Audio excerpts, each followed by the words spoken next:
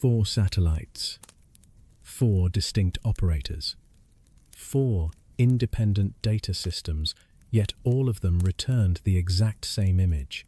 What they uncovered is set to redefine everything we thought we knew about the pyramids. Deep beneath the Giza Plateau, over half a mile straight down, 8 massive spiral shafts plunge into the earth. These are perfectly helical coils surrounding central columns geometry that cannot occur naturally. At the bottom, 2 massive chambers, each larger than many sports arenas, lie sealed in darkness, untouched for more time than we can trace in recorded history. The pyramids, it turns out, are not monuments. They are capstones, just the surface of something far grander beneath.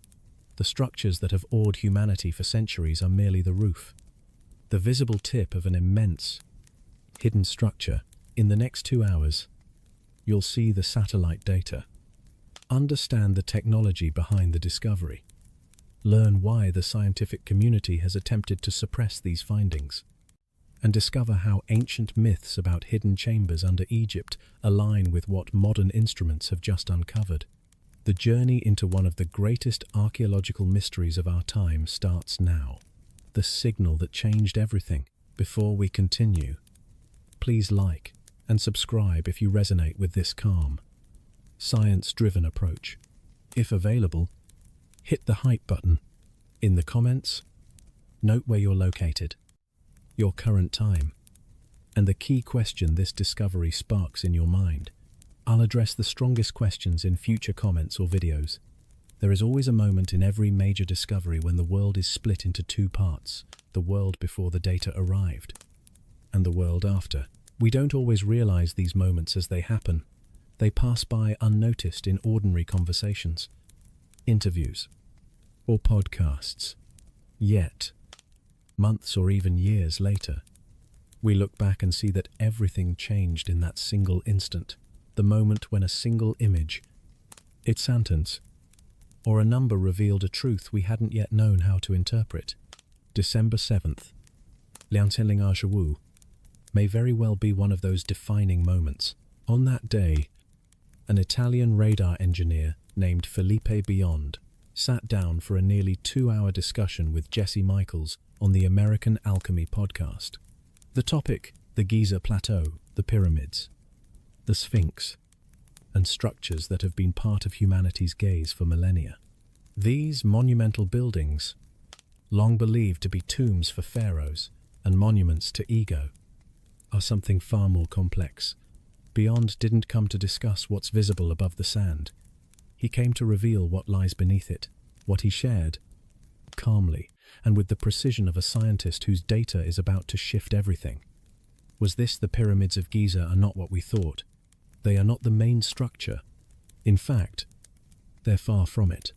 The pyramids, those iconic symbols of ancient Egypt, may simply be markers, the visible top of something far larger, deeper, and geometrically impossible for us to comprehend using current models of ancient civilizations. Beneath the Khafre pyramid, the second largest of the 3 Beyond's team detected 8 enormous hollow cylinders that plunge straight down into the earth. Each of these shafts contains a central column wrapped in perfect helical coils, spiraling downward like a screw's thread or the grooves of a drill bit frozen in stone. These shafts don't stop at, say, meters, 50 meters, or even 100 meters. They extend more than 1 kilometer, 500 feet, or more than half a mile into the bedrock. And at the bottom, where these shafts converge, are 2 massive cubic chambers, each about 260 feet on all sides. This is larger than many sports arenas or city blocks. The volume of these chambers dwarfs anything we've ever associated with ancient Egyptian construction. Just consider that for a moment.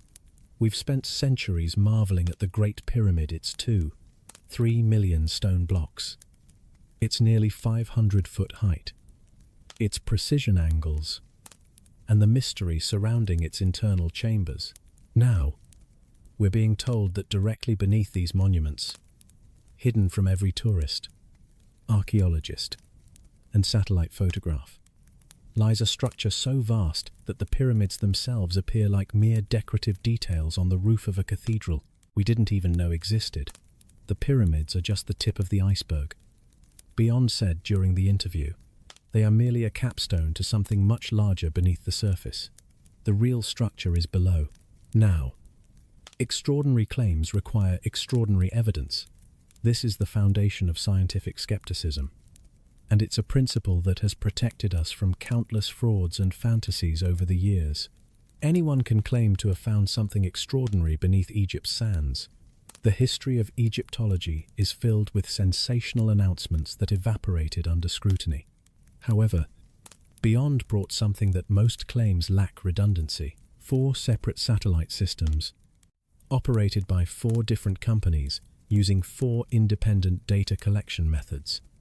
All returned the exact same results: Umbra, Capella Space, AC, and Italy's Cosmos Skydal. These are not fringe operations or amateur enthusiasts with homemade equipment. These are commercial and governmental satellite operators, whose technology is used for everything from agricultural monitoring to military reconnaissance and infrastructure assessments. All 4 satellites reported the same findings. Beyond emphasized the significance. This is truly amazing. We cannot announce anything without these basic scientific methods. This is crucial. In science, replication is everything. A single observation, no matter how striking, can be an error, a fluke, a misinterpretation, or a result of faulty equipment or algorithms. But when 4 independent systems, designed by different engineers and launched by different organizations, using data from different days, all arrive at the same conclusion, the likelihood of error becomes almost non-existent. The structures beneath Giza are not an anomaly. They show up on every scan. But how is it possible that satellites, orbiting hundreds of miles above the Earth, can detect structures buried more than half a mile underground? This is where Beyond's work becomes revolutionary. His method isn't traditional radar. Traditional radar, used in weather stations and air traffic control, sends out pulses of electromagnetic energy and measures what bounces back. It works well for detecting planes or weather systems, but fails to penetrate solid materials like soil and rock. Radar waves simply dissipate after a few meters, unable to reach significant depths. Zahi Hawass, the former Egyptian Minister of Antiquities, dismissed Beyond's claims as fake news, arguing that radar can't reach such depths, and if Beyond were using traditional radar, Hawass would be right. But Beyond didn't use traditional radar. He developed a technology called synthetic aperture radar Doppler tomography, which operates on a completely different principle. Instead of sending electromagnetic waves through the rock, it listens to the rock itself, detecting microscopic vibrations on the surface caused by seismic activity, the hum of the planet, and acoustic energy propagating through stone like sound through air. The ground beneath us is constantly vibrating too subtly for us to notice, but vibrating nonetheless. These vibrations are influenced by what lies beneath them. A solid, homogeneous mass of rock vibrates differently than a hollow chamber. A vertical shaft filled with air creates different vibrations compared to the surrounding limestone. The unique geometry of underground structures leaves an acoustic fingerprint on the surface movements above them. Felipe Beyond's brilliance lay in recognizing that while satellite radar cannot penetrate the Earth, it can still detect these surface vibrations with incredible precision. The Doppler effect, just like the change in pitch of an ambulance siren as it passes you, allows radar systems to measure velocity. By tracking the velocity of microscopic surface movements over time, it's possible to reconstruct what underground structures are responsible for these movements. Essentially, the Earth itself becomes the sensor.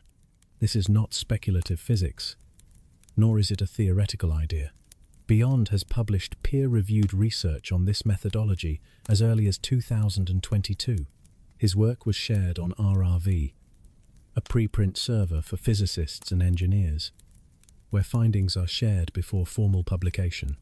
The mathematics and algorithms are publicly available, and the technique has been validated in controlled settings. This leads us to the proof that may ultimately silence the skeptics. Before applying his technology to the pyramids, Beyond conducted a blind test. He focused his satellite analysis on a location where underground structures were already well known and precisely mapped. He chose the Gran Sasso National Laboratory in Italy, the largest underground physics laboratory in the world, located beneath over a kilometer of solid rock in the Apennines. This facility, precisely mapped and documented, shields sensitive experiments from cosmic radiation. If Beyond's method was valid, it would locate the laboratory exactly where it's supposed to be. If his technique was flawed, the data would either show nothing or, worse, display non-existent structures. The results were flawless. The measurements matched the known reality 100%. We did measurements of the Gran Sasso, and our measurements and the reality match 100%. Beyond explained, this is the turning point where skepticism must shift into genuine scientific curiosity. A technology capable of accurately mapping a known underground facility through a kilometer of mountain rock deserves serious consideration. When it reveals unknown structures beneath Giza, the burden of proof has now shifted. It's no longer sufficient to dismiss these findings simply because they challenge established narratives. And yet, these findings do challenge those narratives dramatically, even incomprehensibly. The structures Beyond detected are not small anomalies, not hidden chambers of the kind previously found in the Great Pyramid. While those discoveries were exciting, they fit within our existing understanding voids, unexplored passages, secrets that might exist inside the pyramid. What Beyond is describing, however, does not fit any existing framework. 8 spiraling shafts descending over 3,000 feet. Perfect helical geometry that cannot occur naturally. Cubic chambers larger than aircraft hangars, all located at depths that would have been beyond the capabilities of ancient engineers using any technology we attribute to them. 100% man-made. Beyond stated firmly when asked if these could be natural geological formations. You do not find perfect coils like this in geology, and this is where the mystery deepens beyond mere archaeology. Because the spiral signature seen beneath the Khafre pyramid doesn't only appear there, the same geometric patterns, the same helical structures, the same apparent engineering are visible in the scans of other locations across the Giza Plateau and beyond. Beneath the Menkaure pyramid, the smallest of the three, similar structures appear, albeit on a smaller scale. Beneath the Great Sphinx, the legendary lion-bodied guardian, scans reveal what looks like a single massive shaft plunging into the earth. Additionally, at a site called Hara, about 30 meters away, where ancient historians once described a labyrinth surpassing the grandeur of the pyramids, the same signatures emerge from the data. Whatever was constructed beneath Giza was not isolated, it was part of a larger network, a system, a design whose full scope we're just beginning to perceive through instruments that allow us to see what human eyes never could. The old, debris-filled shafts between the Sphinx and the nearby site of Hara show up on scans as direct access routes to the deeper complex. These are not theoretical entry points. These are physical passages that have been blocked by centuries of rubble. Yet they appear to connect the surface monuments to whatever vast infrastructure or architecture lies beneath. Beyond and his team have already submitted a formal proposal to the Egyptian authorities. If approved, physical exploration could begin in 2026. For the first time in modern history, we may finally be able to descend into structures that have remained sealed since before recorded history began. But approval is far from certain. The Egyptian Antiquities Establishment has long upheld a particular narrative about the pyramids, a narrative that these new findings threaten to dismantle entirely. Careers have been built on that narrative, and reputations rest upon it. The man who has defended it most fiercely, Zahi Hawass, has already declared war on these claims before any excavation can test them. The battle lines are drawn. On one side, we have data from 4 satellites and technology validated against known underground structures. On the other, an academic establishment that insists such discoveries are impossible. And beneath the sands of Giza, in darkness that has not seen the light of day for millennia, perhaps even longer, the truth waits, listening to the Earth's heartbeat. To understand what Felipe Bondi uncovered beneath the Giza Plateau, we must first understand the technology that made such a discovery possible. And to understand this technology, we need to let go of some of our assumptions about how we perceive the world beneath our feet. When most people think of radar, they imagine beams of energy shooting through the air, bouncing off distant objects, and returning with information about what lies ahead. This basic principle of radar, or radio detection and ranging, works by emitting pulses of electromagnetic energy and measuring what reflects back. The time it takes for the energy to return tells us the distance. The Doppler shift tells us the velocity, and the strength of the reflection can inform us about the size and composition of the object. This technology revolutionized warfare in the 20th century, enabling us to detect incoming aircraft from hundreds of miles away, navigate through fog, and track storms with unparalleled precision. Radar sees what the human eye cannot. However, radar has a fundamental limitation. It cannot see through solid materials. While electromagnetic waves can easily penetrate air because air is mostly empty space at the molecular level, when these waves encounter dense matter like soil, rock, concrete, or metal, they are absorbed or reflected almost immediately. Ground-penetrating radar (GPR), a specialized version of radar used for archaeological and geological purposes, can sometimes image structures a few meters below the surface, but only under ideal conditions. For example, dry sand is relatively transparent, whereas wet clay is nearly opaque. Solid limestone, the type of bedrock found at the Giza Plateau, stops radar almost immediately within the first meter or two. This is precisely why Zahi Hawass confidently dismissed Bion's claims, because, according to conventional radar physics, imaging structures over a kilometer underground seems not only improbable, but physically impossible. Electromagnetic waves simply cannot travel that far through solid rock. As you reach depths of 50 meters, let alone 500 or 1,090 meters, there's no signal left to measure. Yet, Bion's method works. The key insight here is that Bion isn't trying to push radar waves through the rock. He isn't attempting to make limestone transparent. Instead, he is doing something much more subtle and ingenious. He uses radar to listen to the rock itself. Think for a moment about what lies beneath your feet. We tend to think of the ground as static, unchanging, as the very definition of stability, solid as a rock. But this perception is an illusion, shaped by the limitations of our senses. In reality, the Earth is in constant motion. Seismic activity ripples through the planet every second of every day. Earthquakes in Chile send waves through the Earth that can be detected as far away as Norway. Ocean waves crashing against far-off coastlines generate microseismic noise that propagates through continental rock.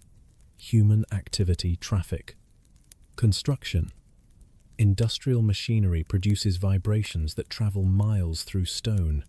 Even the moon's gravitational pull causes the Earth to flex slightly, generating tidal movements in rock. Movements too small for us to feel, but measurable with instruments. The Earth hums. It vibrates. It oscillates at frequencies ranging from very low cycles, lasting minutes or hours, to relatively higher frequencies, with dozens of cycles per second. Normally, this constant movement is dismissed as noise insignificant, measured in micrometers or less, and perceived as meaningless. But Bion realized that this noise is not meaningless. It is valuable information. When seismic energy travels through the ground, it interacts with any structures lying in its path, and these structures affect how the surface above them moves.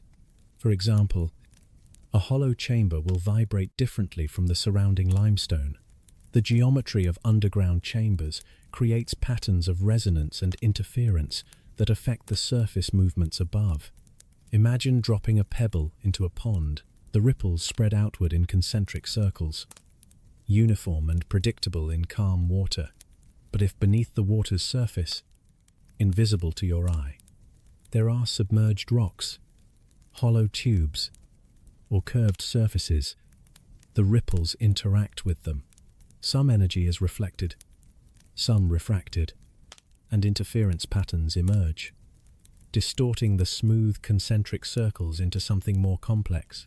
If you could measure those surface ripples with great precision, you could map exactly how they deviated from the simple pattern you would expect in an empty pond. And from there, begin to reconstruct what objects are causing these deviations. You wouldn't need to see through the water. You wouldn't need to send energy downward at all. You would only need to observe the surface with enough accuracy and work backward from the effects to infer the causes. This is precisely how synthetic aperture radar SAR Doppler tomography works with the Earth. Satellites, orbiting hundreds of kilometers above the planet, emit radar pulses toward the ground. These pulses reflect off the surface, and by measuring the precise timing and frequency shifts of the returns, the satellite can detect surface movements with astonishing precision. Modern SAR systems can measure displacements of millimeters or less, tracking how a building settles over months, detecting subtle inflation in a volcano before an eruption, or monitoring the stability of bridges and dams from space. Beyond's innovation was applying this sensitivity to the problem of subsurface imaging by repeatedly collecting SAR data over the same location over days, weeks, and months. His algorithms can detect patterns in the surface micromovements. These patterns are not random. They are shaped by whatever structures exist below the surface. The mathematics involved in working backward, reconstructing the underground geometry from the observed surface movements, are complex, but not magical. This is physics applied with extraordinary precision and computational power. The Earth itself becomes the sensor. Beyond explained. We are not penetrating the ground with our radar. We are listening to what the ground tells us about itself. This concept has profound implications.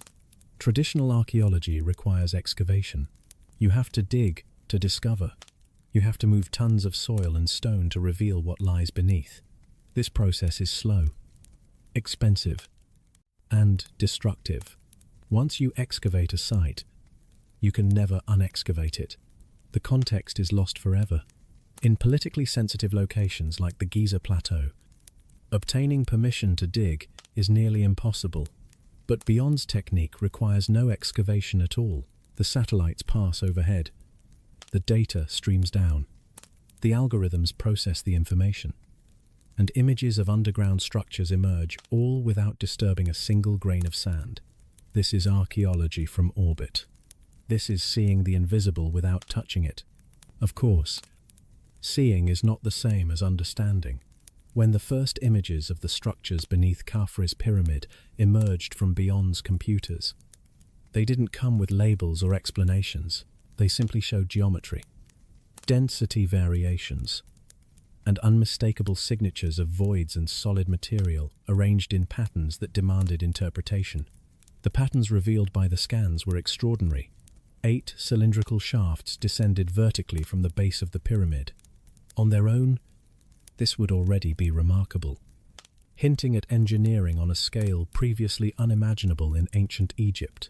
But the shafts were not just simple cylinders. Each one contained an internal structure, with a central column running down the axis.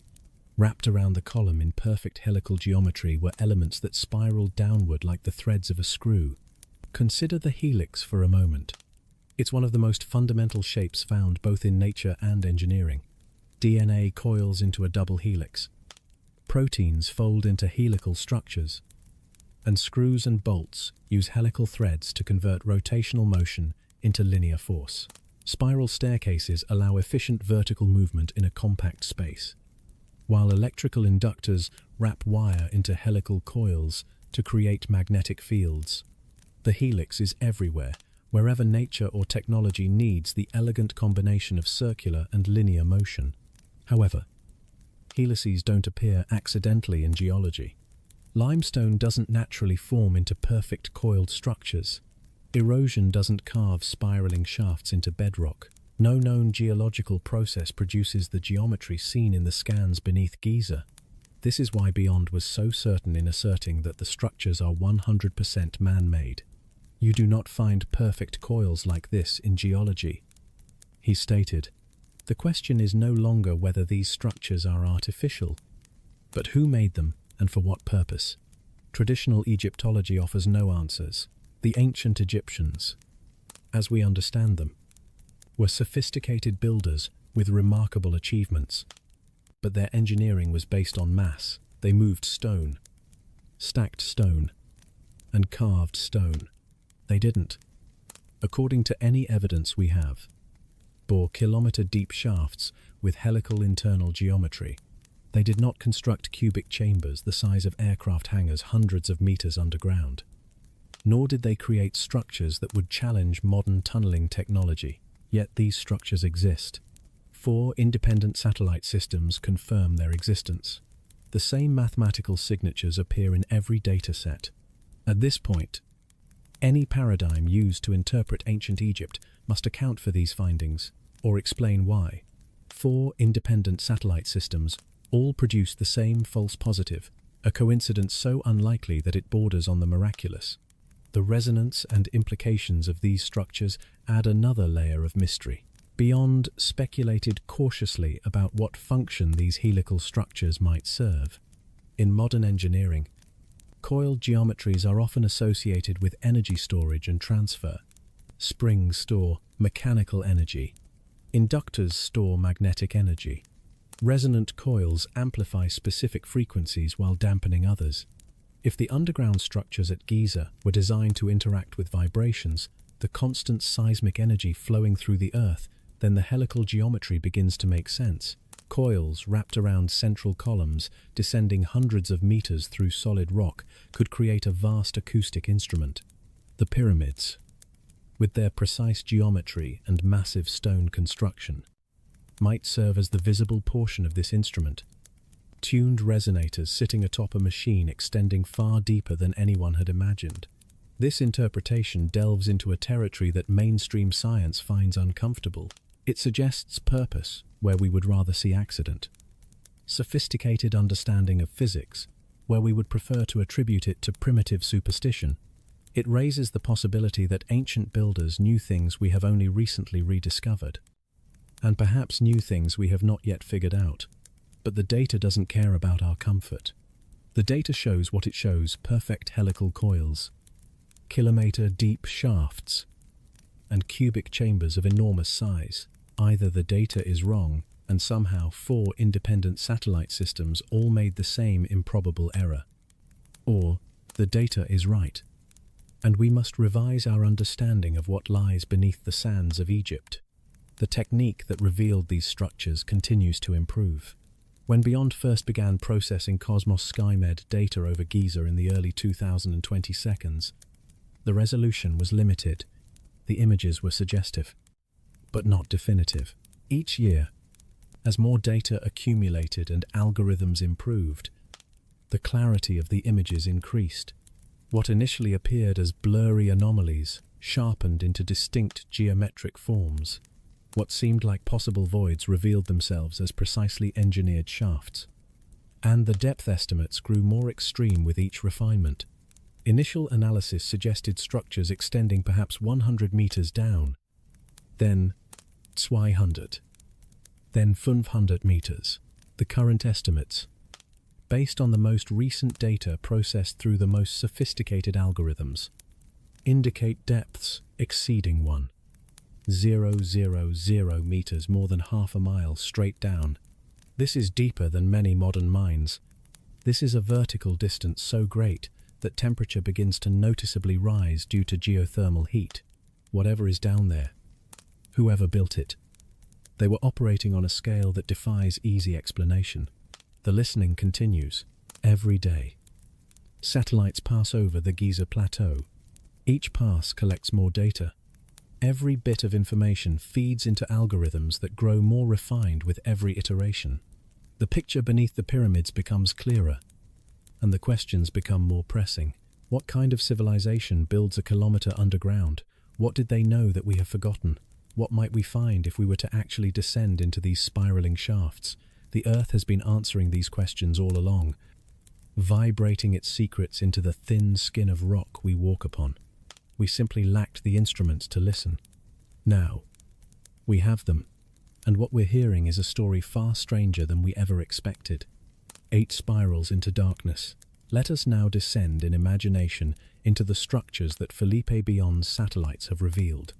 Let's follow the data downward from the base of the Khafre pyramid into territory no human eye has seen in recorded history, and perhaps no human eye has ever seen. The Khafre pyramid stands 471 feet tall, the second largest of the 3 great pyramids dominating the Giza Plateau. To tourists approaching from Cairo, it often appears taller than the Great Pyramid of Khufu because it sits on higher ground and retains some of its original limestone casing at the peak. For thousands of years, we believed we knew what lay beneath this monument bedrock.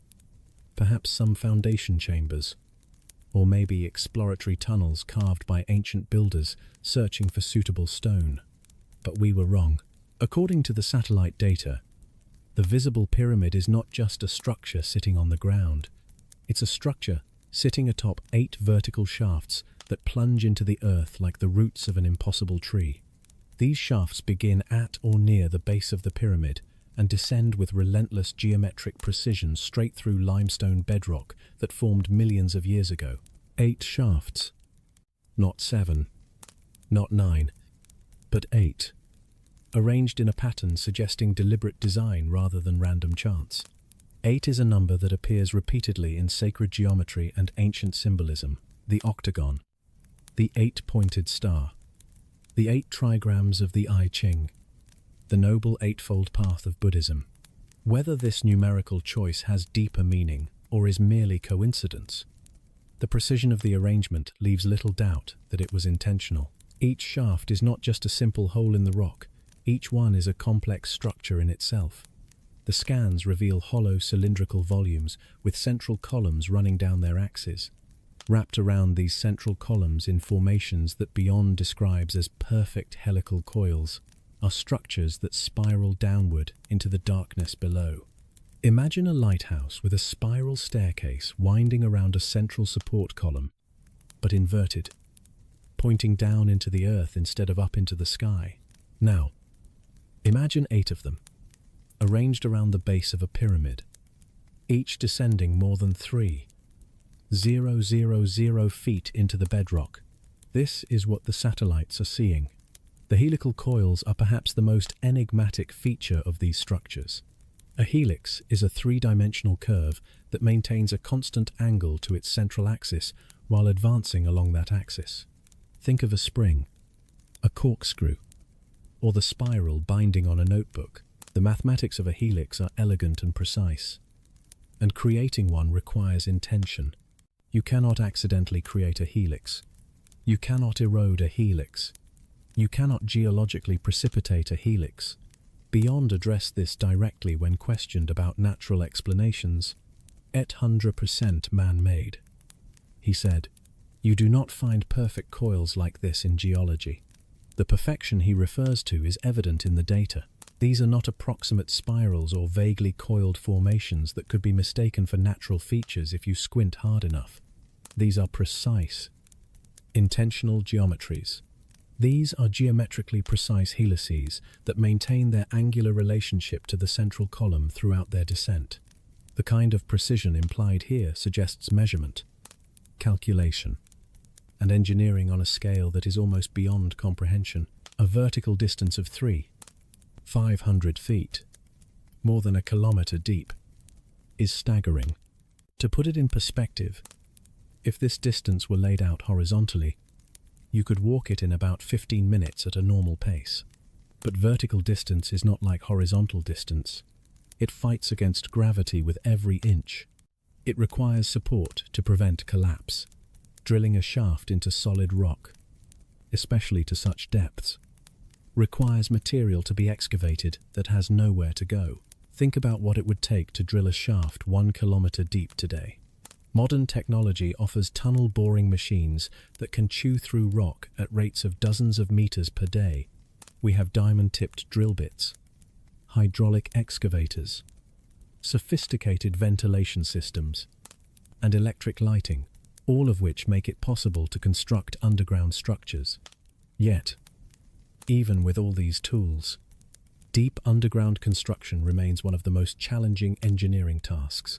Subway tunnels routinely go over budget and behind schedule. Mining operations calculate profitability based partly on the depths they need to dig, because each additional meter of depth adds cost and complexity.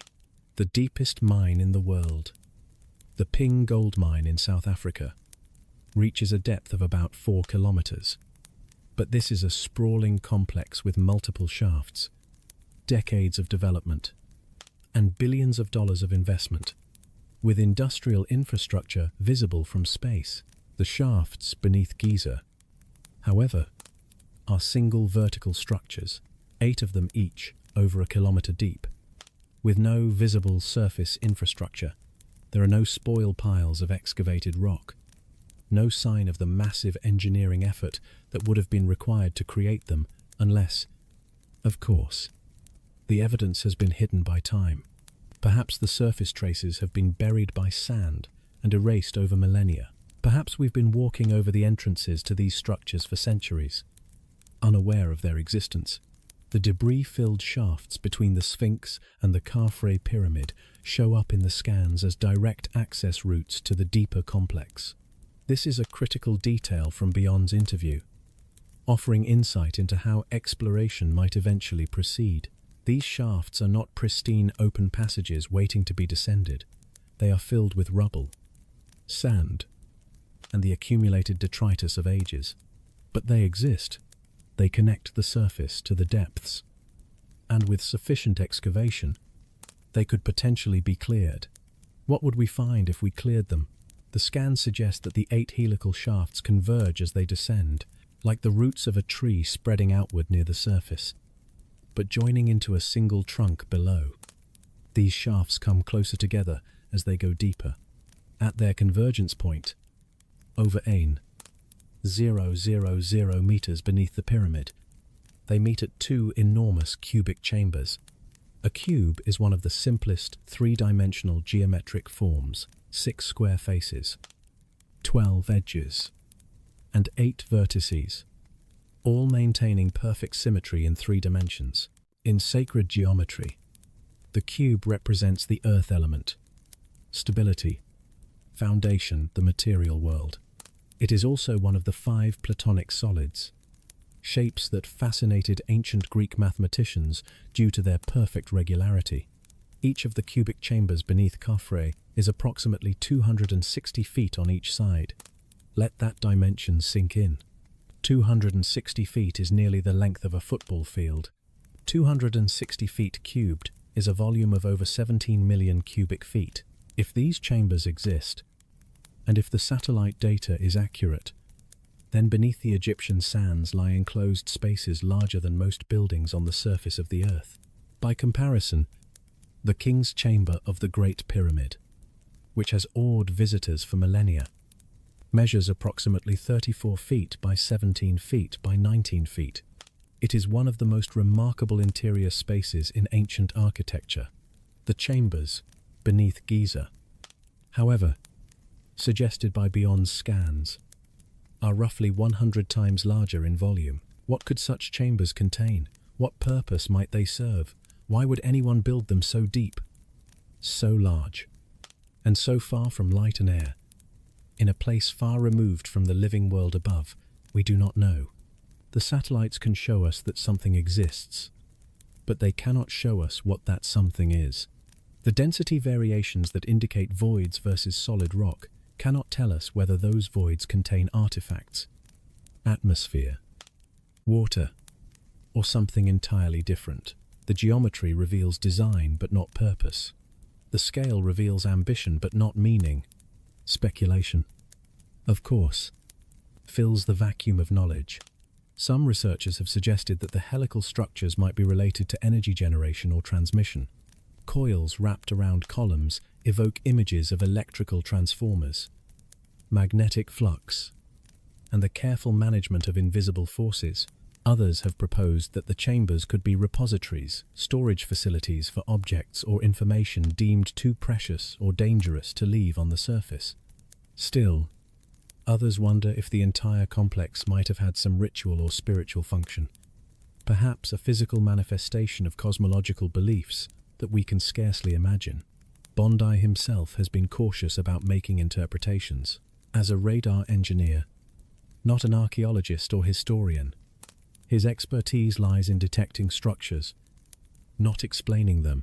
However, he has allowed himself some speculation, particularly regarding the helical geometry.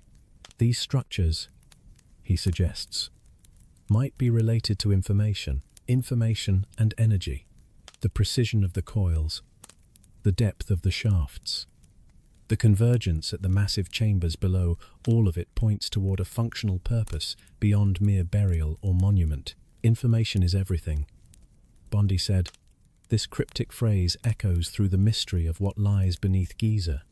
In our modern world, we store information in magnetic patterns on hard drives, in optical patterns on disks, in electrical charges, in solid-state memory.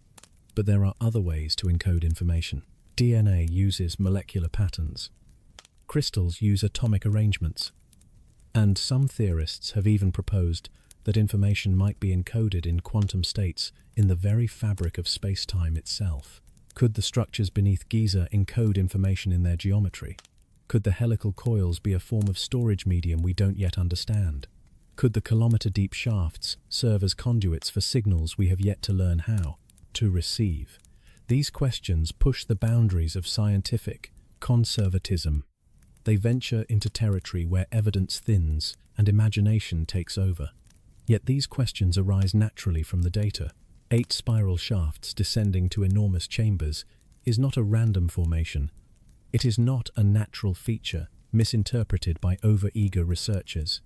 It is either the most elaborate hoax in the history of satellite imaging, perpetrated simultaneously by 4 independent space agencies, or it is a genuine archaeological anomaly that demands explanation. The world above the chambers knows nothing of their existence. Tourists photograph the pyramids every day, stand on the stones that cap these impossible depths, and return home with no inkling of what lies beneath their feet.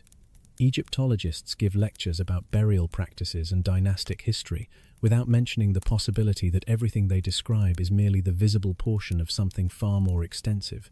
But the data exists now. It has been shared publicly in podcasts and interviews. The scientific papers documenting the methodology are available on preprint servers. The images, crude as they may be compared to what direct exploration might reveal, are circulating through channels that the establishment gatekeepers can no longer control. The spiral shafts beneath Khafre no longer belong solely to the civilization that created them. They belong to anyone with the curiosity to examine the evidence and the courage to ask what it means. 8 pathways into darkness. 8 helices carved through stone that remembers the age of dinosaurs.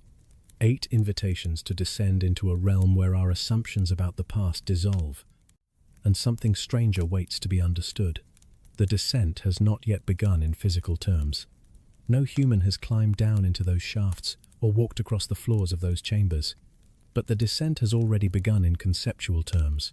We are falling already, dropping through layers of certainty that once seemed solid, approaching depths where the light of conventional knowledge fails, and new illumination becomes necessary. At the bottom of that fall, in cubic rooms larger than cathedrals, the answers wait in darkness. The Grand Sasso proof is a critical moment in validating Felipe Bion's method. In science, the most beautiful theory can be shattered by a single, undeniable fact. Conversely, the most outlandish claim can be elevated to serious consideration by a single compelling piece of evidence.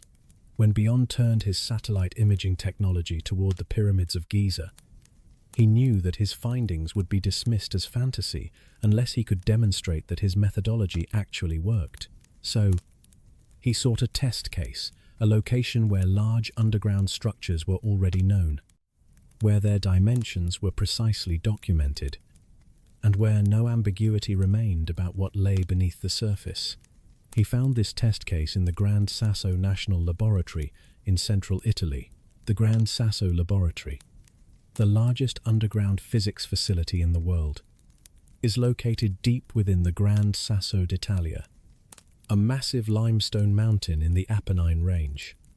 About 125 miles from Rome, the laboratory was constructed in the 1982 to provide a shielded environment for experiments that require protection from cosmic radiation. Cosmic radiation showers down from space, penetrating most buildings easily. However, a kilometer of solid rock blocks nearly all of this radiation, making deep underground facilities perfect for sensitive physics experiments. The main experimental halls at the Gran Sasso Laboratory measure 100 meters long, 20 meters wide, and 18 meters high. There are 3 of them, running parallel like the fingers of a giant buried hand. Additional tunnels and smaller chambers complete the facility. The total underground volume exceeds approximately 180,000 cubic meters. Every dimension has been surveyed, every corner mapped, and every meter of the facility exists in engineering drawings and construction records. This was the target Beyond chose for his blind test. The logic was simple. If his synthetic aperture radar Dopplerography SAR technique could accurately detect and characterize the Gran Sasso Laboratory from orbit through over a kilometer of mountain rock, then his method was real. If it failed, if it showed structures where none existed, or failed to show structures that were definitely there, then his claims about Giza would hold no weight. Bondi later explained in his interview with Jesse Michaels, "We did measurements of the Gran Sasso d'Italia Physics Laboratory. Our measurements and the reality match 100%. 100%. Not approximately. Not within reasonable margins. But a perfect match. This claim is extraordinary, and it deserves careful examination. What exactly did the satellite data show? How was the comparison made? What do we mean when we say that the measurements matched reality? The Gran Sasso Laboratory was built along the route of a highway tunnel that passes through the mountain, about 10 kilometers long, connecting the towns of Lilla and Tamo on opposite sides of the massif. The physics laboratory branches off from this tunnel, which is carved into the rock beside it. The depth of rock overhead varies throughout the facility but reaches approximately 400 meters at its deepest point, a depth similar to the one Beyond claims for the structures beneath Giza. If his technique works at Gran Sasso, it should work at similar depths elsewhere. The physics of seismic wave propagation and surface micromovement detection do not change whether you are in Italy or Egypt. Rock is rock. Vibrations are vibrations. The mathematics that reveal a hidden chamber in one location should reveal another in a different location. Bondi processed satellite radar data collected over the Gran Sasso region using the same algorithms and techniques he later applied to Giza. The satellites were not told what to look for. The processing did not assume any structures would be present. The data was analyzed blindly, meaning it proceeded without reference to the known answer. When the results emerged, they showed the 3 experimental halls exactly where they should be. The dimensions matched. The positions matched. The orientations matched. The technique had successfully looked through a kilometer of mountain rock and seen what had been built there decades earlier. This is the knockout punch that Beyond delivers to his critics. When skeptics, like Zahi Hawass, dismiss the Giza findings as impossible, when they claim that no radar technology could image structures at such depths, they must now explain how the same technology accurately mapped Gran Sasso. Was that impossible? 2. Was that also fake news? Did 4 satellite systems simultaneously hallucinate the existence of a physics laboratory that anyone can visit and verify with their own eyes? The Gran Sasso validation creates what philosophers of science call a transfer of credibility. If a method works in one case where we can check the results, we have reason to trust it. In other cases where checking is more difficult, this is how all scientific instruments earn their authority. We calibrate them against known standards. We test them in controlled conditions. And we demonstrate that they produce accurate results when accuracy can be verified. Then, we deploy them in unknown territory, confident that they will continue to work. Beyond's technique has been calibrated against Gran Sasso. It has been tested against a known standard. It has demonstrated accuracy when accuracy could be verified. This does not prove that the Giza findings are correct, but it shifts the burden of proof dramatically. It is no longer sufficient to simply assert that such deep imaging is impossible. It has been shown to be possible. The impossibility claim has been refuted by experimental demonstration. The implications extend beyond the specific question of what lies beneath the pyramids. If SAR Dopplerography can reliably image structures at depths of over a kilometer, the technique could transform how we approach archaeology, geology, mining, and civil engineering. Imagine being able to map underground aquifers without drilling test wells. Imagine detecting tunnels beneath borders without physical inspection. Imagine surveying potential mining sites from orbit before committing to expensive ground operations. The technology that may reveal ancient secrets beneath Egypt could also revolutionize how we understand the hidden world beneath our feet. But let's remain focused on Giza, because the Gran Sasso validation makes the Egyptian findings far more consequential than they would be otherwise. Without that validation, Beyond's claims would be interesting speculation, worthy of discussion, but not urgent attention. With that validation, the claims become a scientific puzzle that demands resolution. Consider what the data shows: 8 vertical shafts, with helical internal structures descending from the base of the Khafre pyramid to depths exceeding 1.99 meters. 2 cubic chambers measuring approximately 80 meters on each side at the convergence point of those shafts. Similar structures detected beneath the Menkaure pyramid, beneath the Sphinx, and at the distant site of Huara. If these structures exist, they represent engineering on a scale we have never associated with ancient Egypt. They represent knowledge we have never credited to ancient builders. They represent a chapter of history that has either been lost, suppressed, or simply invisible to every generation since they were sealed. If these structures do not exist, if the satellite data is somehow wrong despite its validation at Gran Sasso, then we face a different kind of puzzle. How did 4 independent satellite systems all produce the same false positive? How did the processing algorithms create geometric patterns that look precisely engineered if they correspond to nothing real? How did the Gran Sasso test succeed while the Giza analysis failed? The more parsimonious explanation, the one requiring fewer unlikely coincidences, is that the structures are real. The Gran Sasso proof establishes that the methodology works. The replication across 4 satellite systems establishes that the findings are not artifacts of a single instrument. The geometric precision of the detected structures establishes that they are not natural formations.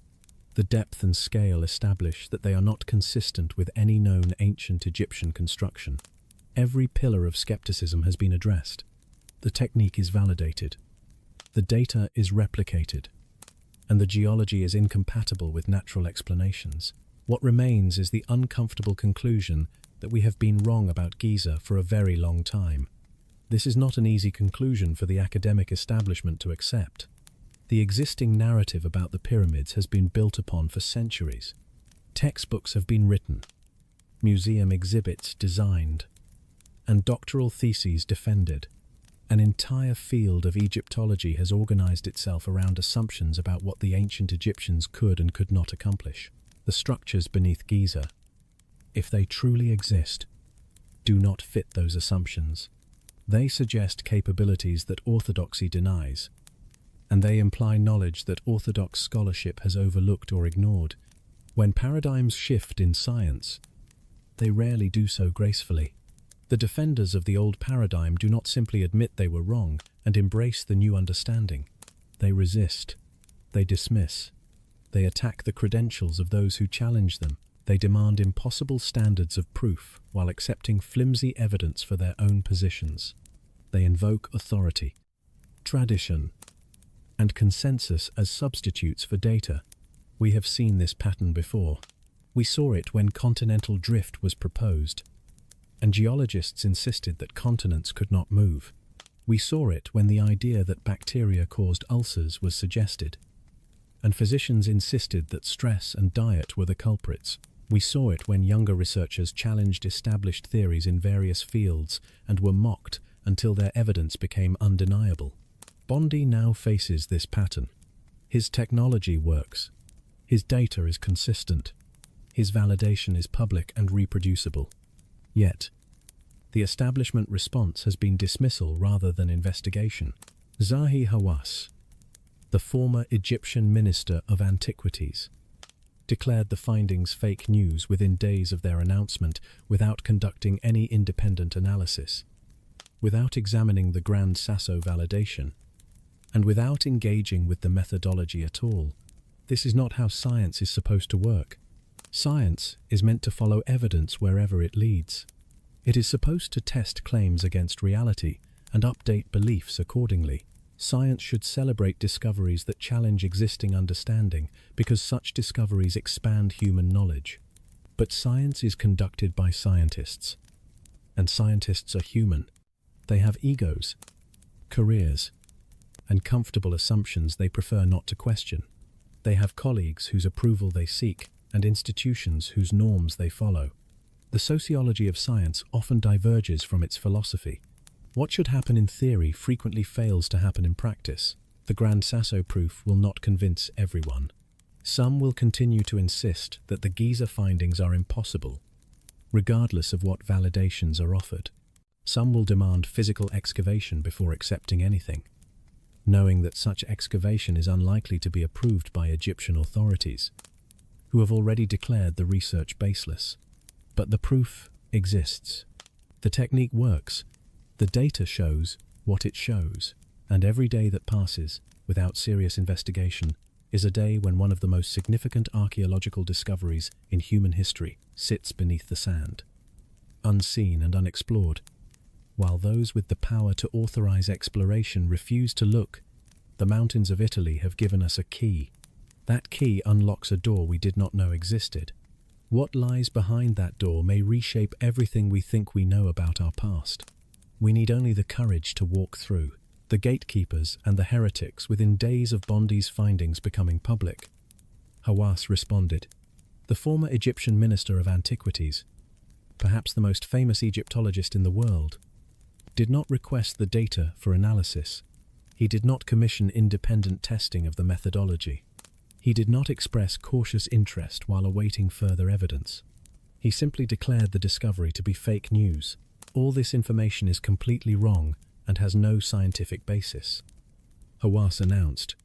The Ministry of Tourism and Antiquities did not give permission to any individuals or institutions to work inside or outside the second pyramid. This response reveals something important about how establishment archaeology approaches challenges to its authority. Note what Hawass did not say. He did not say that he had examined the satellite data and found it wanting. He did not say that he had consulted with radar engineers and determined that the methodology was flawed. He did not say that he had alternative evidence suggesting the structures do not exist. Instead, he simply stated that permission was not given, as if the existence of underground structures depends on whether Egyptian bureaucrats approve the research, as if satellites orbiting hundreds of kilometers above the Earth require permits to collect data, as if reality itself conforms to administrative preferences. Hawass continued. The claim about using radar inside the pyramid is false, and the techniques employed are neither scientifically approved nor validated. But Bondi did not use radar inside the pyramid. His entire methodology is based on measuring surface vibrations from orbit, not penetrating structures with ground-based equipment. Either Hawass misunderstood the technique fundamentally, or he deliberately mischaracterized it to make dismissal easier. Neither possibility reflects well on his role as a scientific gatekeeper. The phrase "scientifically approved" is particularly revealing. Approved by whom? Science does not have a central authority that blesses certain techniques and forbids others. Science operates through testing, replication, and peer review, which establish which techniques work and which do not. Bondi's technique has been tested against known underground structures and has succeeded. That is the scientific approval that matters. That is the validation that establishes credibility. But Hawass wields a different kind of authority. For decades, he has controlled access to the most significant archaeological sites in Egypt. Researchers who wish to excavate at Giza, who want to conduct scans inside the pyramids, or who hope to explore the passages beneath the Sphinx must obtain his approval, or that of his successors who share his views. This is not scientific authority. It is political authority. It does not derive from being right. It derives from controlling access. The sociology of Egyptology cannot be separated from the politics of Egypt as a nation. The pyramids are not merely archaeological curiosities. They are national symbols. They are tourist attractions that generate billions of dollars in revenue. They are sources of pride for a country that has often struggled to find its place in the modern world. The narrative that Egyptians built these monuments, that they represent the genius of an indigenous civilization, that they are the heritage of the Egyptian people, is deeply important to national identity. Challenges to this narrative, regardless of their scientific merit, encounter resistance that has little to do with evidence and everything to do with politics. The suggestion that ancient Egyptians may not have built the visible pyramids, or that these monuments might merely be the surface expression of something constructed by others, threatens the very narrative that Egypt tells itself about its past. Zahi Hawass has positioned himself as the guardian of that narrative, building his career around asserting Egyptian ownership of ancient achievements. He has long attacked researchers proposing alternative construction methods, earlier dates, or non-Egyptian influences, using his administrative power to block access to those whose findings might complicate the orthodox view. This, however, is not unique to Egyptology. Every academic field has its gatekeepers, its orthodox views, and mechanisms for suppressing unconventional ideas. What makes Egyptology especially unusual is the combination of scientific inquiry with nationalist politics, creating a scenario where challenging a theory about ancient construction becomes akin to insulting an entire nation. Researchers whose findings contradict the established narrative face repercussions for their heresy. They are denied access to the sites they wish to study, excluded from mainstream journals and conferences, and their credentials are questioned. Regardless of their qualifications, their motivations are impugned. Regardless of their sincerity, Bondi now faces this exact situation. Despite his position at a respected university, his peer-reviewed publications, and his validated methodology, he is being treated as a crank rather than a scientist. The evidence he has gathered is being dismissed without examination. His technique is being mischaracterized as impossible. Despite its proven success, this scenario mirrors the broader history of science, where heretical thinking has often driven progress. As Jesse Michaels observed during an interview, scientific paradigm shifts occur when there is a build-up of anomalies, and then the dam breaks. This insight, rooted in the philosophy of science and particularly in Thomas Kuhn's work on scientific revolutions, describes how fields actually change. In normal science, researchers work within an accepted framework, solving puzzles that the framework defines. However, anomalies accumulate over time, findings that don't fit the established model. For a while, these are dismissed or set aside as problems for future research. But eventually, the weight of these anomalies becomes too great to ignore.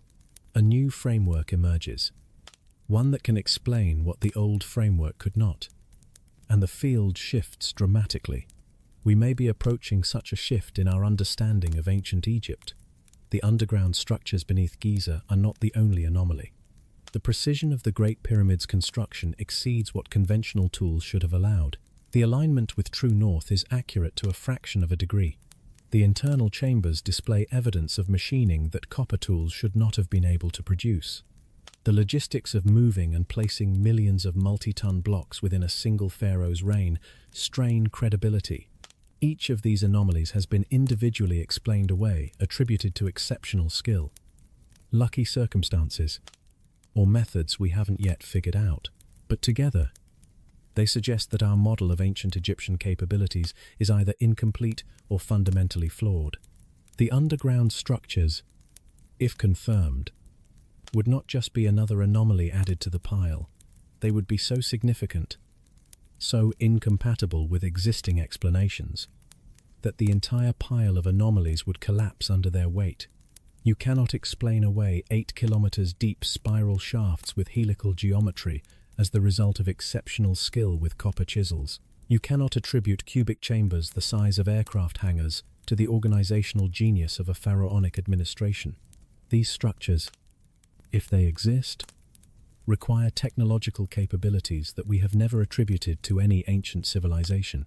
As noted during the interview, the phrase in Italian, in Latin, it means to be free, speaks to the necessity of open-mindedness. Everyone must be willing to entertain new ideas. The word heresy carries strong religious connotations that are particularly apt here. Orthodox Egyptology functions, in some ways, like a religion.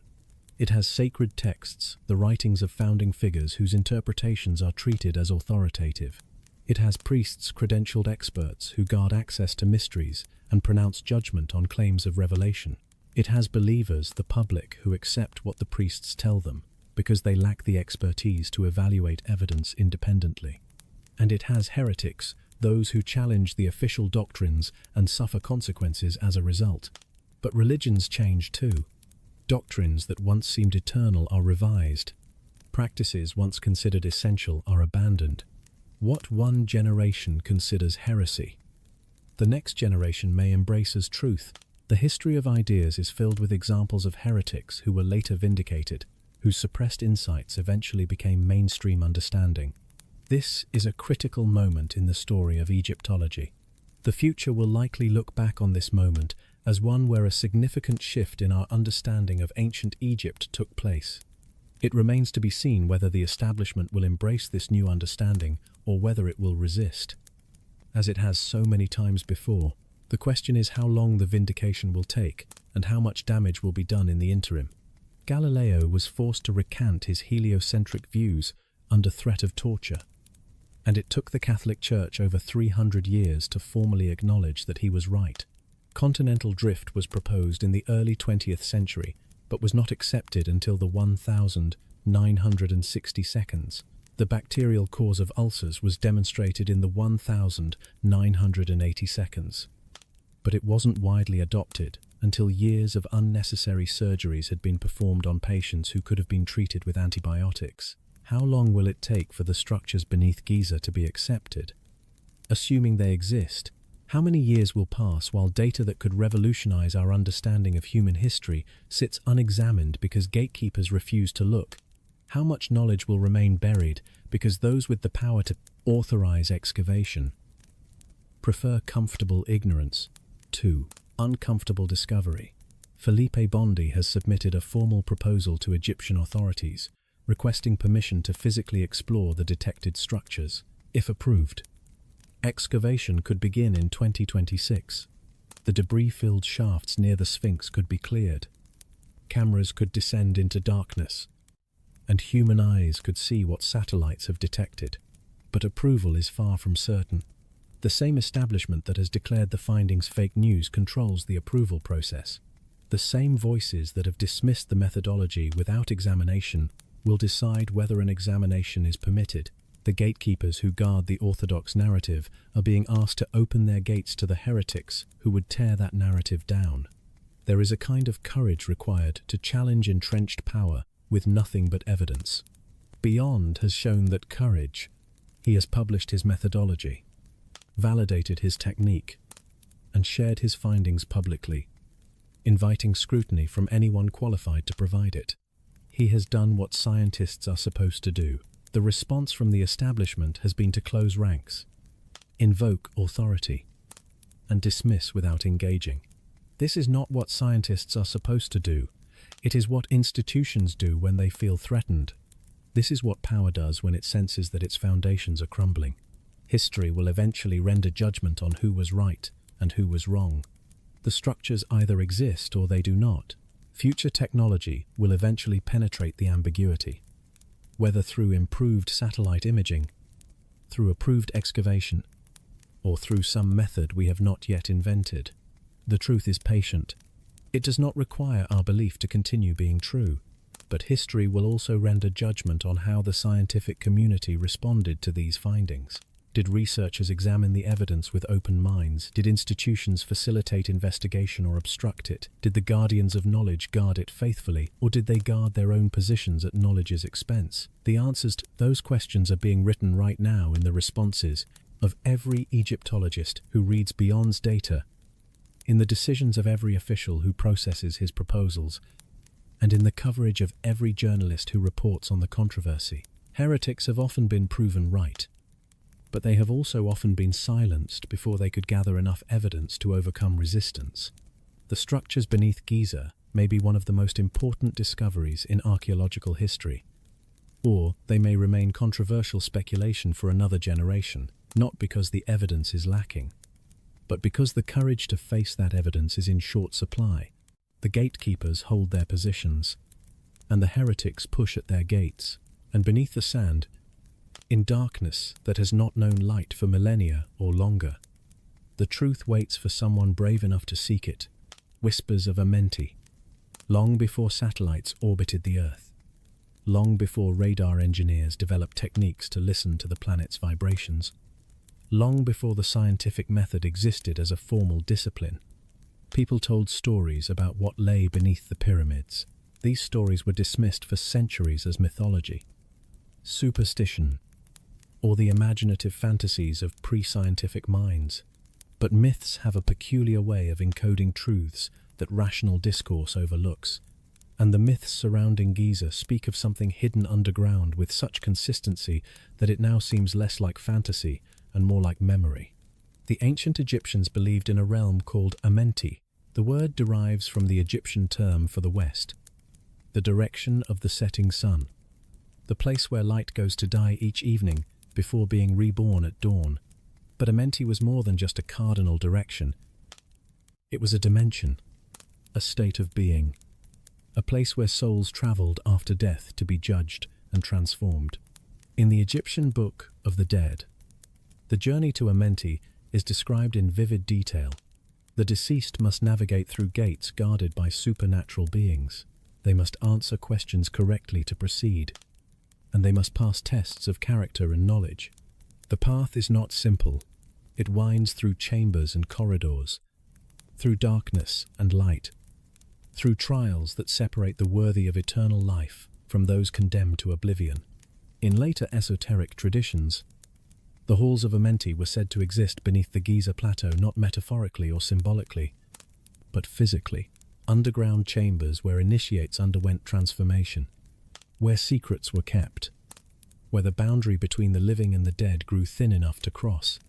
Modern scholars have generally treated these accounts as religious allegory, understanding the journey through Amenti as a spiritual metaphor, not a literal underground voyage. The chambers and corridors were interpreted as psychological states, not architectural features.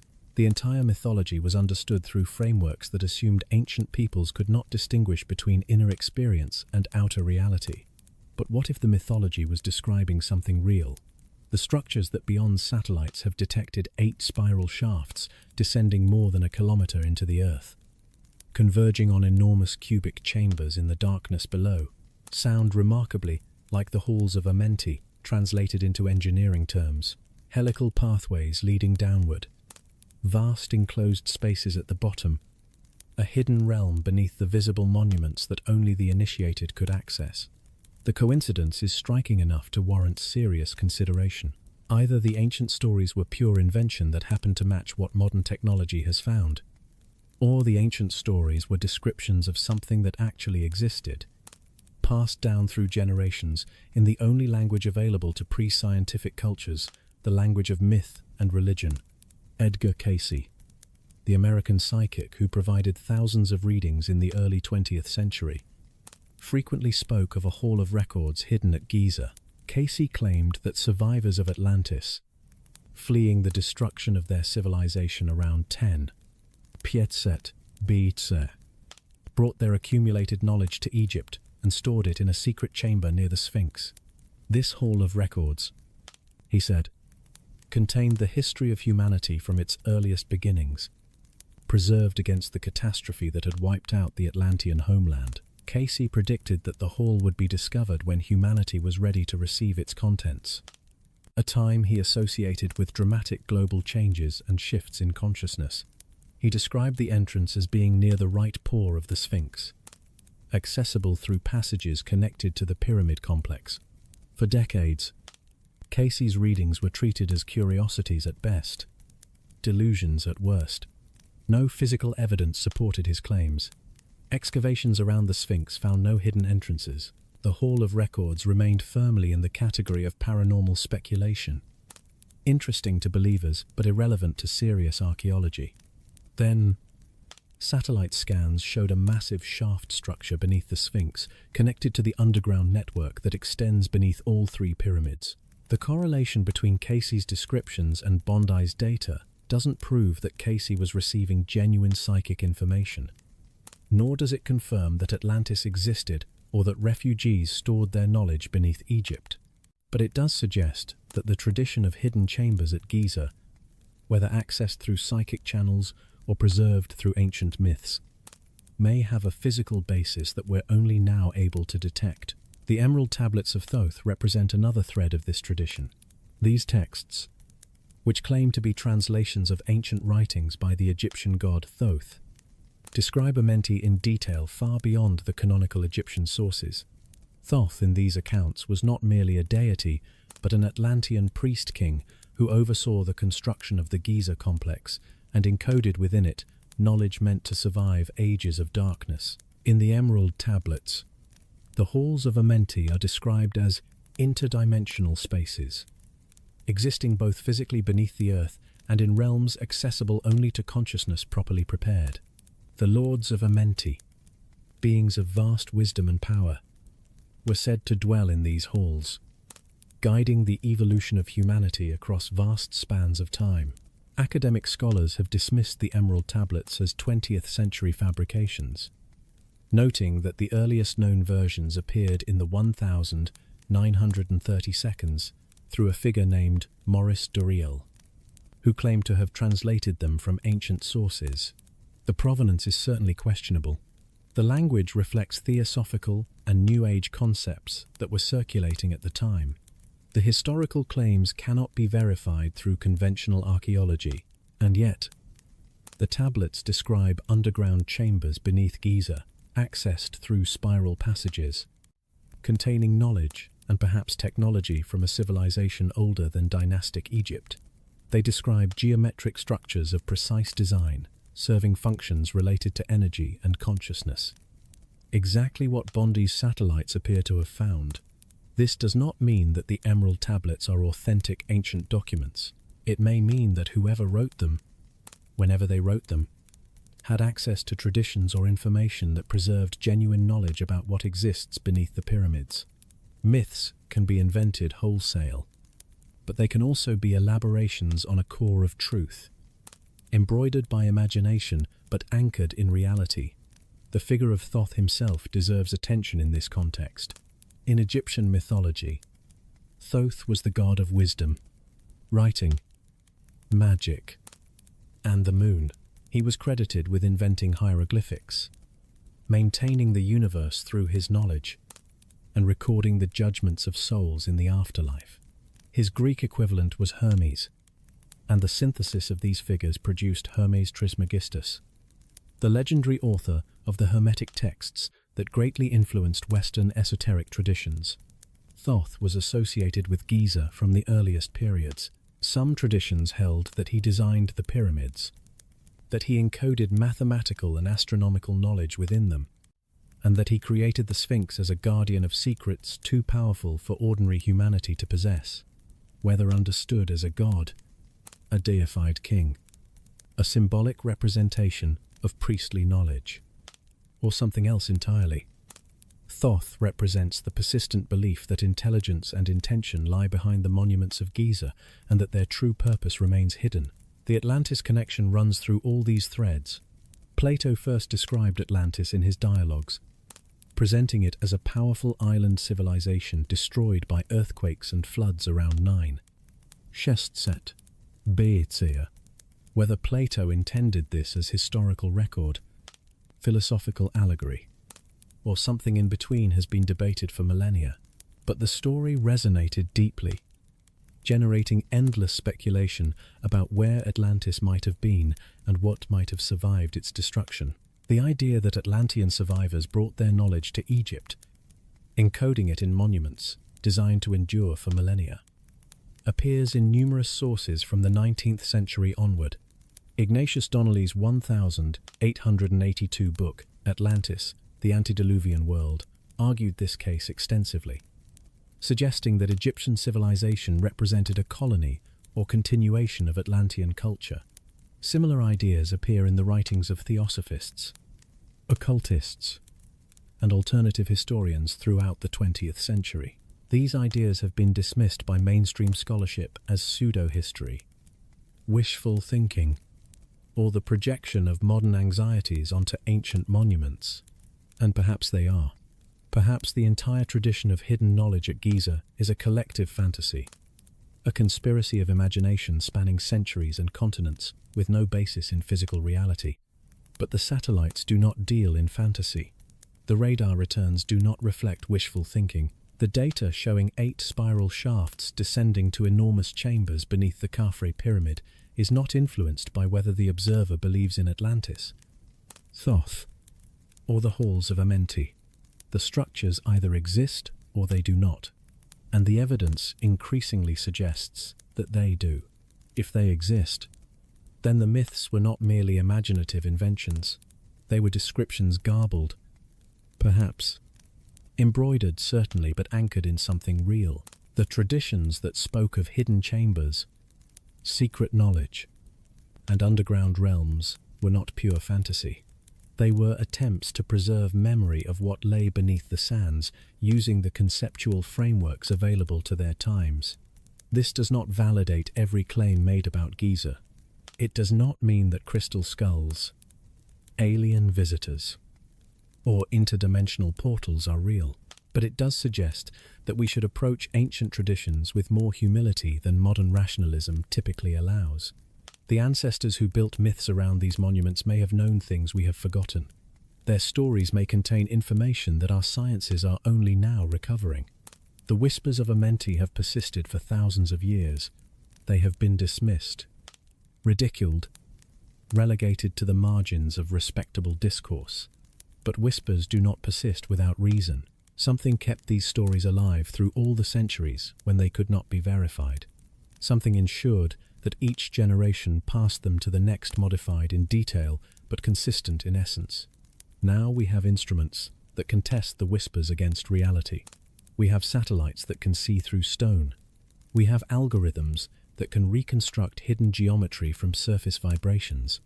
We have the technology to determine whether the halls of Amenti are myth or memory. The answer, according to 4 independent satellite systems analyzing the Giza Plateau, is that something very much like the halls of Amenti exists exactly where the myth said it would. The whispers were not lies. They were prophecies waiting for a future capable of understanding them. The Sphinx keeps its secrets. It crouches on the Giza Plateau like a question mark carved in stone. A lion's body with a human head worn by wind, sand, and time, gazing eternally toward the eastern horizon, where the sun rises each morning. The Great Sphinx has watched over Egypt for so long that even the ancient Egyptians considered it ancient. When Thutmose IV cleared sand from around its base 400 years ago, he was already restoring a monument whose origins had faded into legend. What is the Sphinx? Who built it? When? Why? These questions have never been satisfactorily answered. The orthodox position holds that Pharaoh Khafre commissioned the Sphinx around 2500 BCE, carving it from the limestone bedrock left over from quarrying stone for his pyramid.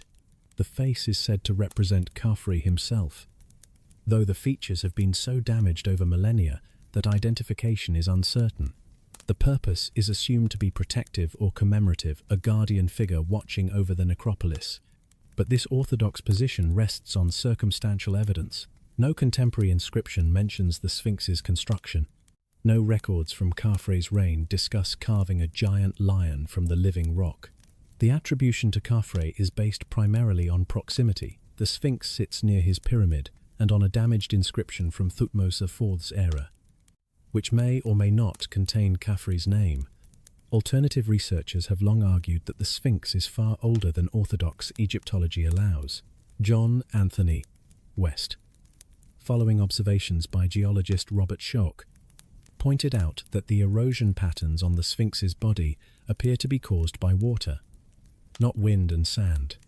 The vertical fissures in the limestone, the rounded surfaces, and the particular patterns of weathering all suggest prolonged exposure to rainfall, the kind of rainfall that Egypt has not experienced since the end of the last ice age, more than 10,000 years ago. If the Sphinx was carved before the rain stopped, it would predate dynastic Egypt by thousands of years. It would predate the supposed construction of the pyramids by millennia. It would imply that a sophisticated civilization capable of monumental sculpture existed in the Nile Valley long before history records any such civilization. This water erosion hypothesis has been vigorously disputed by Egyptologists, who offer alternative explanations for the weathering patterns and insist that the Sphinx cannot be separated from its 4th dynasty context. The debate has continued for decades without resolution, with each side accusing the other of ignoring evidence and motivated reasoning. But now, a new kind of evidence has entered the conversation. Beyond satellite scans detected the same spiral shaft signature beneath the Sphinx that appears beneath the pyramids. A single massive structure plunging down from beneath the ancient monument into the depths below. The Sphinx, it seems, is not merely sitting on bedrock. It is sitting on top of something, a shaft. Passage, an entrance to the underground complex that connects all the major monuments of the plateau. The debris-filled shafts between the Sphinx and Khafre's pyramid show up in the scans as direct access routes into the deeper complex. The implications of this are profound. If accurate, it means that the Sphinx and the pyramids are not separate monuments that happen to share a plateau. They are components of a single, integrated system, connected underground by passages that have been sealed and forgotten for unknown ages. This is not entirely new information. Various shafts and tunnels associated with the Sphinx have been known for over a century. The Osiris shaft, discovered in the 1932 by Salem Hassan and more thoroughly explored by Hawass in 1999, descends about 30 meters beneath the causeway connecting the Sphinx to Khafre's pyramid. It contains 3 levels of chambers, the lowest flooded with groundwater and a massive granite sarcophagus that was found empty. Hawass called the Osiris shaft his favorite discovery, a symbolic tomb for the god of the underworld, who was believed to rule the underground tunnels of Giza. He dated the construction to around 500 BCE, more than 2,000 years after the Sphinx was supposedly carved, and considered it unrelated to the original function of the monuments.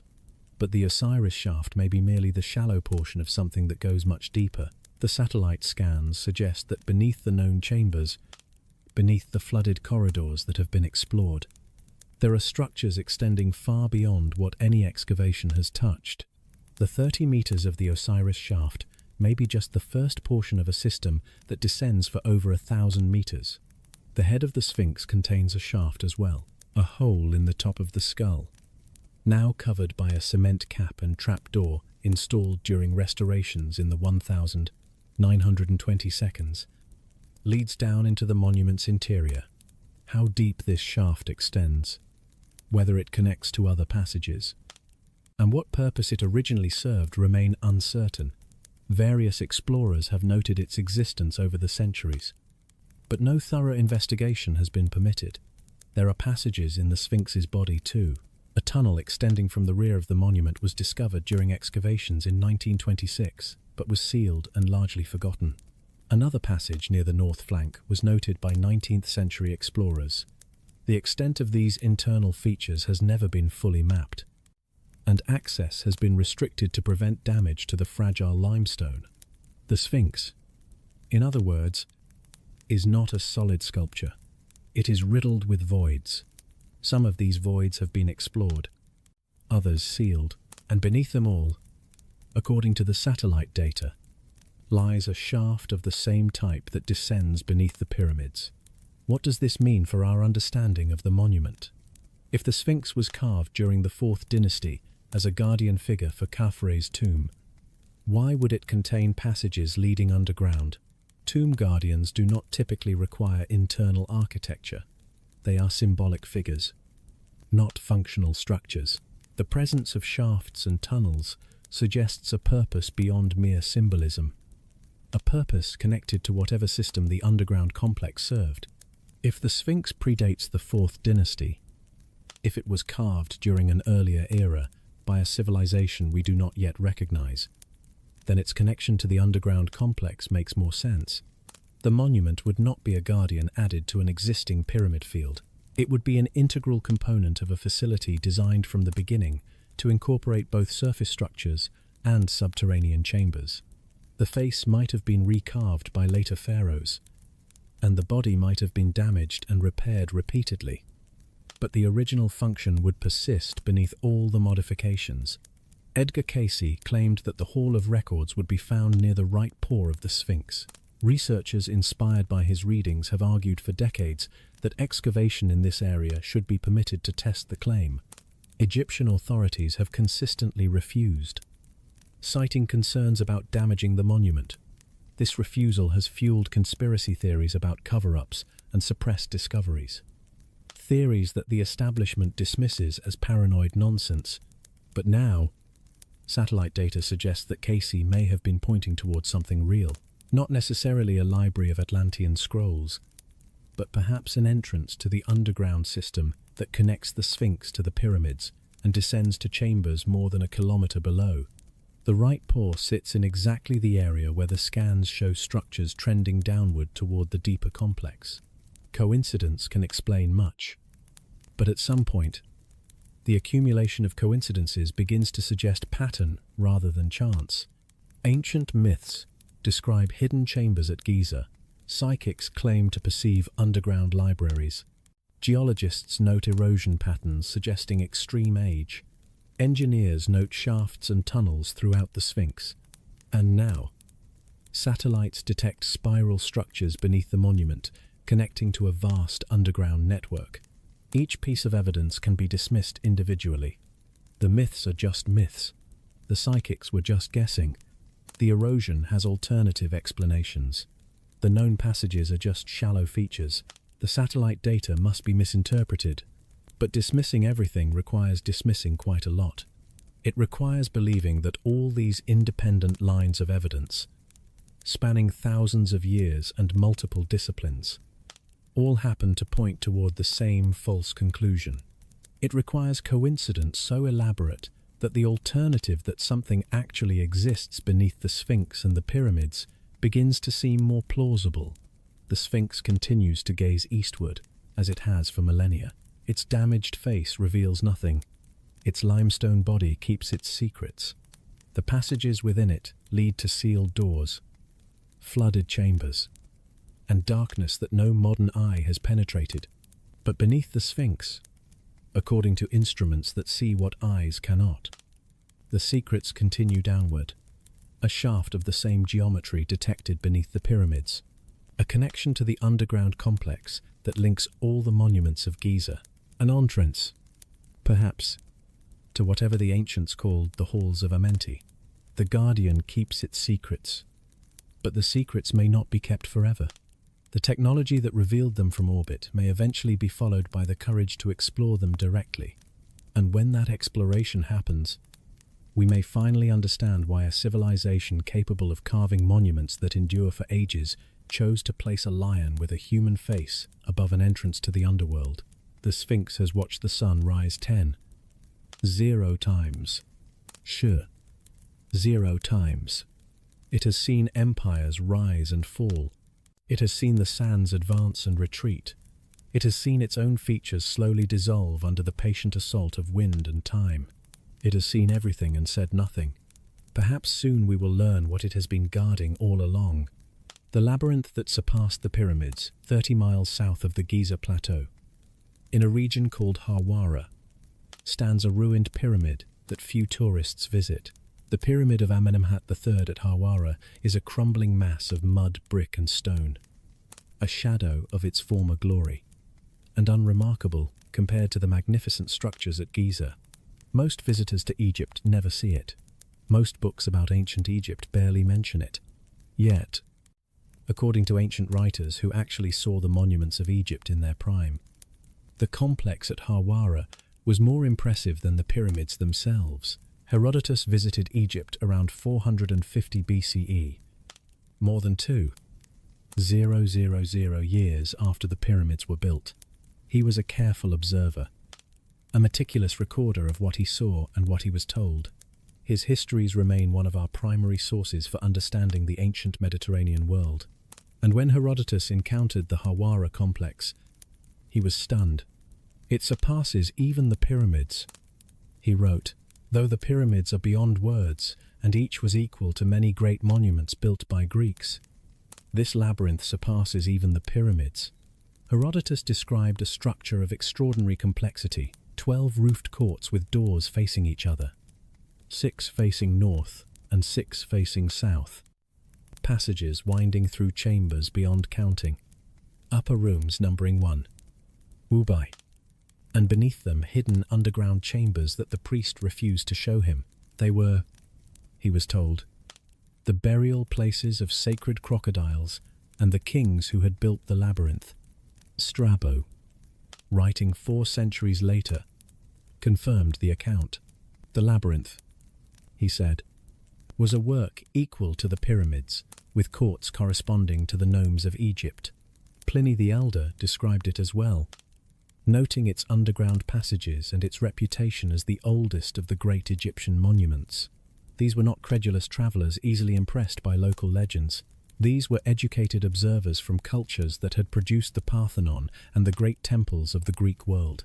When they said that the labyrinth surpassed the pyramids, they meant it. Something at Hawara struck them as more impressive than the most famous monuments in the world. But when modern archaeologists excavated the site, they found almost nothing. Flinders Petrie, working at Hawara in 1888, uncovered foundations and fragments. The great structure had been dismantled, its stones quarried for other construction projects over the centuries. Only traces remained of what Herodotus had seen.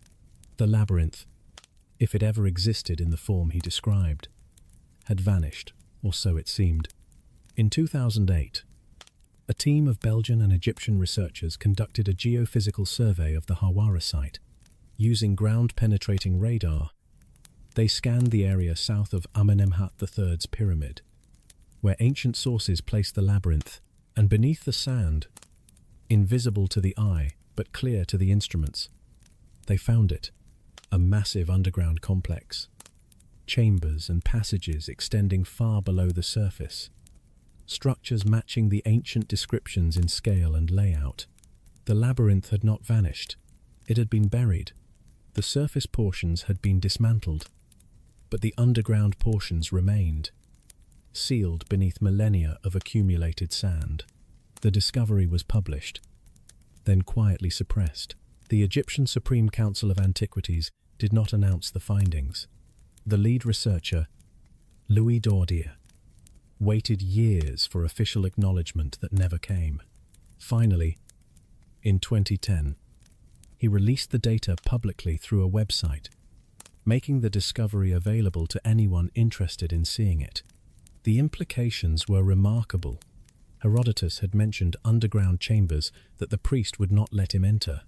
The radar had found extensive underground structures beneath the site. The ancient testimony and the modern technology aligned perfectly. Whatever the labyrinth was, however it functioned, it appeared to be real. Now, fast forward to 2025 and Filippo Bondi's satellite scans. The same spiral shaft signature that appears beneath the Giza pyramids also appears at Hawara. The same geometric patterns, the same indications of engineered structures extending deep into the earth. The labyrinth that surpassed the pyramids is connected to whatever system lies beneath them. This transforms our understanding of ancient Egyptian construction. Giza is not an isolated phenomenon. The underground complex is not limited to the three famous pyramids and the Sphinx. It extends across the landscape, connecting sites separated by dozens of miles, unified by a subterranean network of unknown extent and purpose. What was the labyrinth for Herodotus was told it contained tombs, burial places for kings and sacred animals.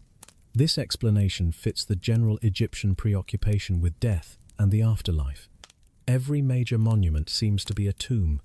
Every underground passage leads to a burial chamber. The entire civilization appears organized around the disposition of the dead. But there are problems with this interpretation. The labyrinth's complexity far exceeded what would be necessary for mere burial. According to Herodotus, there were 3,000 rooms, half above ground and half below. Passages winding through courts and chambers in configurations that bewildered even experienced travelers. Sacred crocodiles entombed alongside kings in underground vaults. The labyrinth beneath Hawara may be a key to understanding the true scale of the underground network that connects Giza and beyond. What other secrets lie hidden beneath the sands, waiting to be uncovered? The answers may be closer than we think. Why would a burial complex require such elaboration? Why would priests refuse to show Herodotus the underground portions if they contained only tombs? What function could 500 underground chambers serve that required them to be hidden from visiting scholars? The alternative possibility that the labyrinth served some purpose beyond burial gains, support from its apparent connection to the Giza complex. If the underground structures form a network spanning tens of miles, they were not built for the interment of individual pharaohs. They were built for something that required scale, precision, and the coordinated effort of engineering across vast distances. Christopher Dunn's theory about the Great Pyramid as a power plant, which we will explore in the next chapter, gains circumstantial support from the existence of this network. A single pyramid might plausibly be explained as an elaborate tomb. A single underground chamber might be written off as a peculiarity. But a system of interconnected structures spanning the landscape, incorporating helical geometry and enormous chambers, begins to suggest infrastructure rather than monument. It begins to suggest function rather than symbol. The ancient writers who described the labyrinth were not merely impressed by its size, they were impressed by its engineering, its precision, and the evident intelligence that designed such a complex structure. This was not piled stone. This was not accumulated mass. This was architecture of sophistication that surpassed what the Greeks themselves could produce. Consider what it would take to build such a complex. Underground construction is inherently more difficult than surface construction. You cannot easily move materials in and out. You cannot easily see what you are doing. You must support the earth above while excavating the earth below. Every cubic meter of removed stone must go somewhere. Every chamber must be reinforced against collapse. Ventilation, drainage, and access must all be engineered to build 3,000 rooms underground, connected by passages so complex that visitors became lost. This would require capabilities that we struggle to attribute to ancient civilizations. The logistics alone are staggering. The planning required approaches the limits of organizational possibility.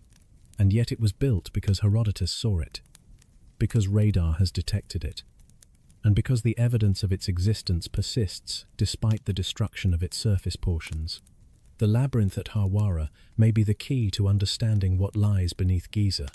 It was accessible to ancient visitors in a way that the deeper structures at Giza apparently were not. Herodotus could enter its courts and passages, see its upper chambers, and approach the entrances to its underground sections, even if he was denied access to them. The labyrinth was a working facility of some kind, maintained and guarded by priests who understood its function well enough to keep its secrets.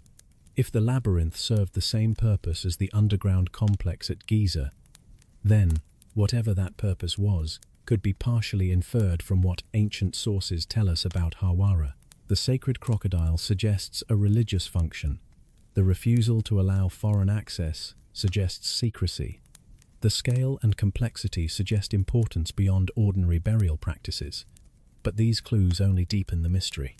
What religion requires 3,000 underground chambers? What secrets demand such elaborate protection? What importance justifies construction on a scale that surpassed the pyramids themselves? The answers may lie beneath the sand at Hawara, waiting for excavation that Egyptian authorities have not authorized. Or they may lie in the satellite data that shows the connections between sites, the network that unifies Giza and Hawara, and perhaps other locations yet to be scanned. Or they may lie in texts yet to be discovered, ancient records that describe the true function of these structures in terms we can understand.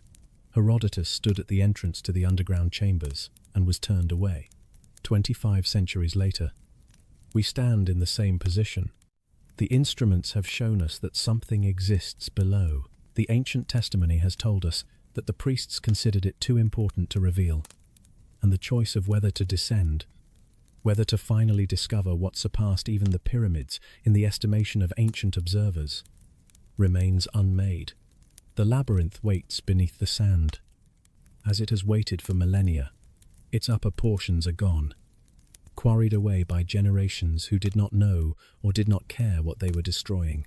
But its foundations remain, its underground chambers remain, and its connection to the greater mystery of what lies beneath Egypt remains, a thread that links one impossible discovery to another across the landscape of a past we have barely begun to understand. The machine hypothesis Christopher Dunn is not an archaeologist. He is not an Egyptologist. He is a machinist, an engineer who has spent 50 years working with precision manufacturing in the aerospace industry. His hands have crafted components that fly in aircraft and orbit in satellites. His eyes have measured tolerances that would be invisible to ordinary vision. His mind has been trained to ask a question that academics often overlook. Why was this built with such precision? When Dunn first examined the Great Pyramid, he was struck by the same thing that strikes every engineer who looks carefully at the structure. The precision is extraordinary. The base is level to within fractions of an inch across 13 acres. The corners are aligned to true north with an accuracy of 3 arc minutes. The joints between casing stones, where they survive, fit so tightly that a knife blade cannot be inserted between them. These are not the tolerances of tomb builders. These are the tolerances of machine builders. Conventional Egyptology explains the precision as a product of obsessive craftsmanship and unlimited labor. The pharaohs commanded resources beyond anything available to ordinary construction projects. They could afford to have workers grind and fit stones until perfection was achieved. The result was impressive but not mysterious. Human hands with copper tools and sufficient time can produce remarkable work. Dunn found this explanation inadequate. He knew from his own experience what it takes to achieve such precision. You need measurement systems capable of detecting tiny variations. You need reference surfaces that are themselves precise. You need tools that can remove material with fine control. You need methods for checking and correcting as you go. Copper tools cannot do this with stone. Copper is softer than granite. It deforms under use. It cannot hold an edge. The spiral tool marks visible on Egyptian granite suggest machining with something far more capable than copper, something that could grind through one of the hardest common stones at rates that would wear copper tools to nothing in minutes. If the precision of the pyramid's construction suggested advanced technology, what about the structure itself? What was all that precision? For Dunn spent years investigating this question. He examined the internal chambers, studied the passages, and looked at every feature of the Great Pyramid through the eyes of an engineer. asking what function each element might serve. He arrived at a conclusion that seemed absurd at first, but became increasingly compelling the more he examined the evidence. The Great Pyramid was not a tomb. It was a machine. Specifically, it was a device for converting the Earth's vibrational energy into usable power. Dunn's theory.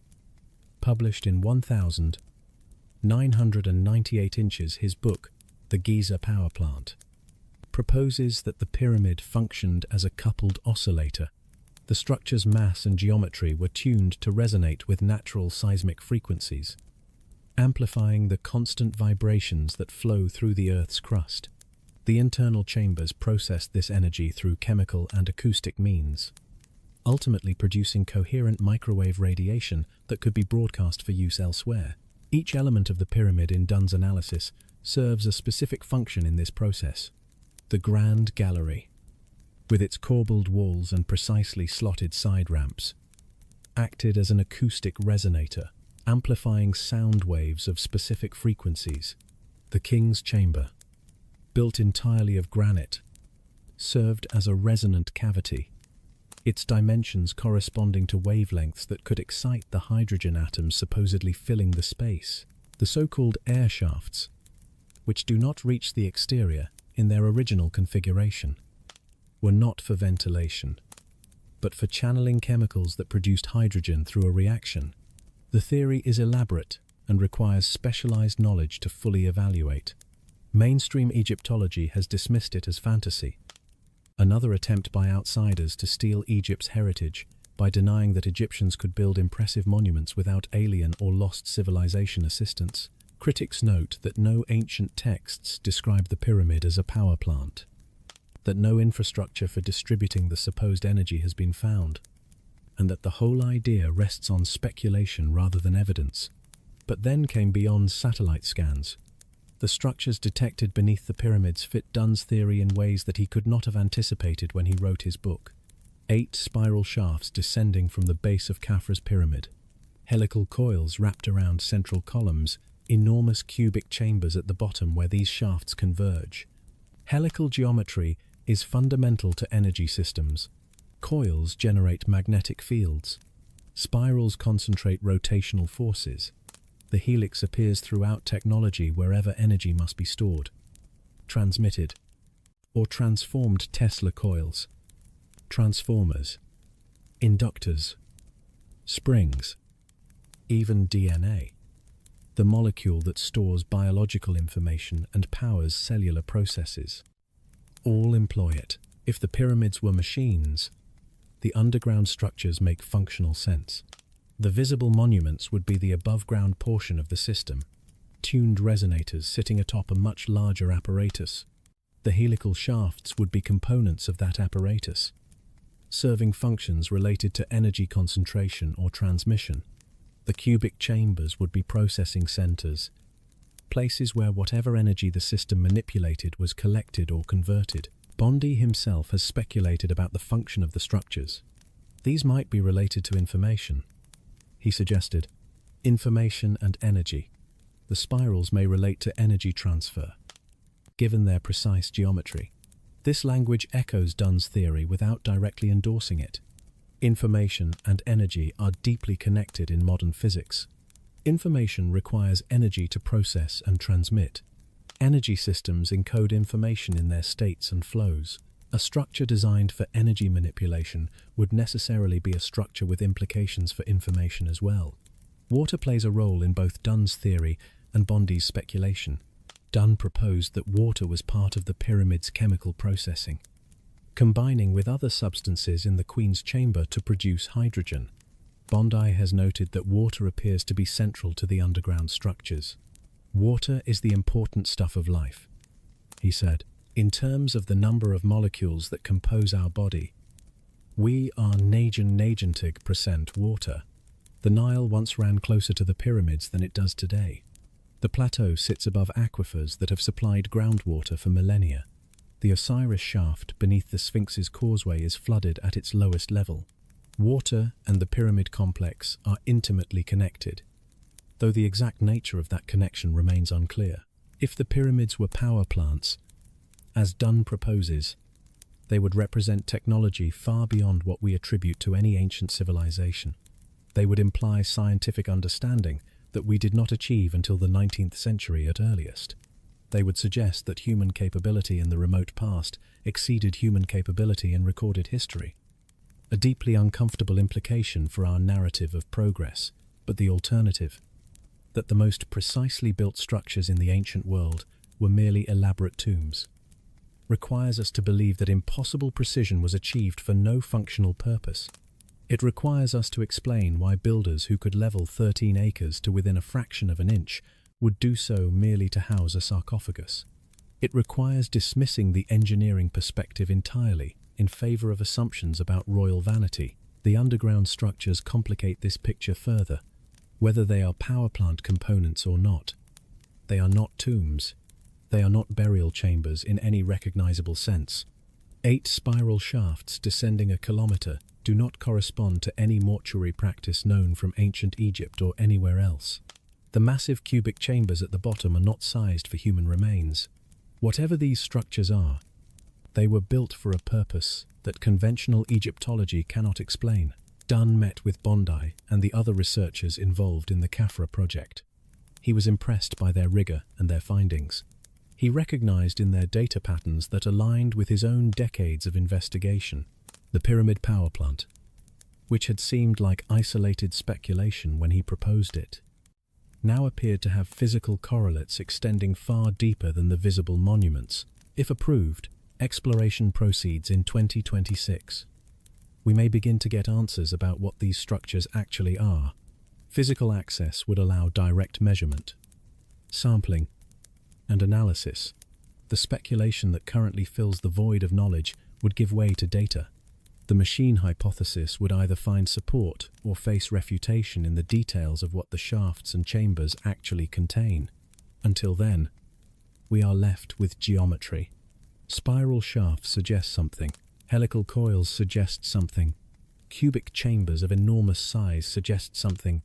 The precision of the visible monument suggests something.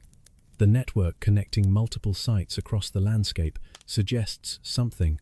What that something is remains the central mystery. Was it energy generation?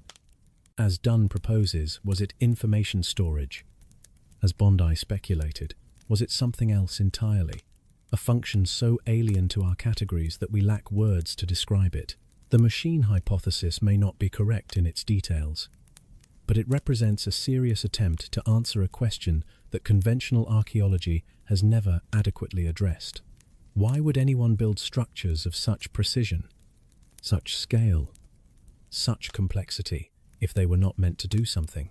Tombs do not require engineering tolerances measured in fractions of degrees. Tombs do not require helical shafts descending kilometers into the earth. Tombs do not require cubic chambers larger than aircraft hangars buried beneath the desert. Whatever the pyramids are, they are not merely tombs, and whatever lies beneath them was not built to house the dead. It was built to function, to operate, to do something that required geometry precise enough to detect with satellites and scale sufficient to encompass multiple sites across the Egyptian landscape. The machine, if it is a machine, has been silent for millennia, but its components remain, waiting beneath the sand for someone to understand what they were designed to do. The descent begins. We stand at the threshold of something unprecedented.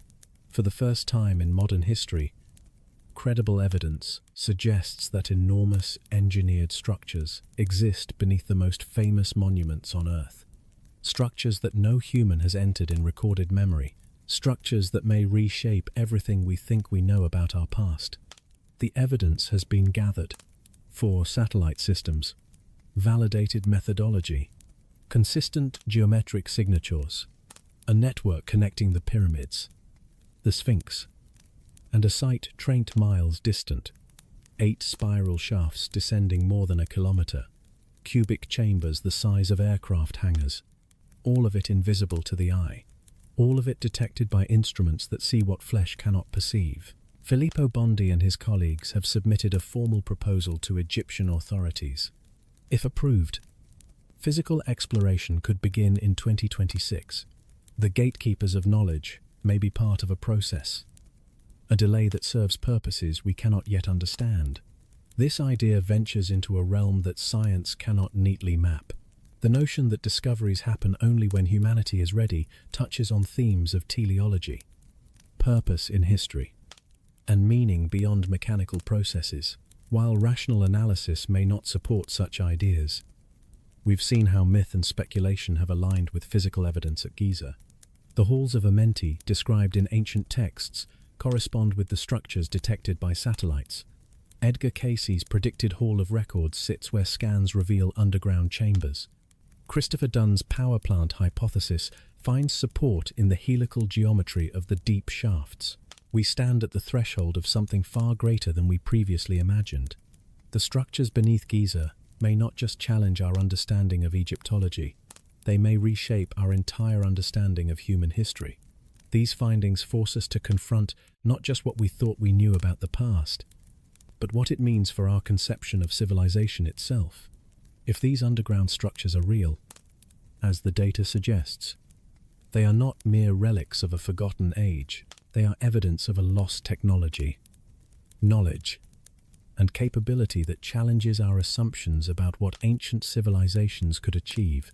And what's more, they may be the key to unlocking secrets about energy, information, and the forces that have shaped our world. With every passing day, the mystery continues to deepen. The unanswered questions persist. What was the true purpose of these structures? Who built them?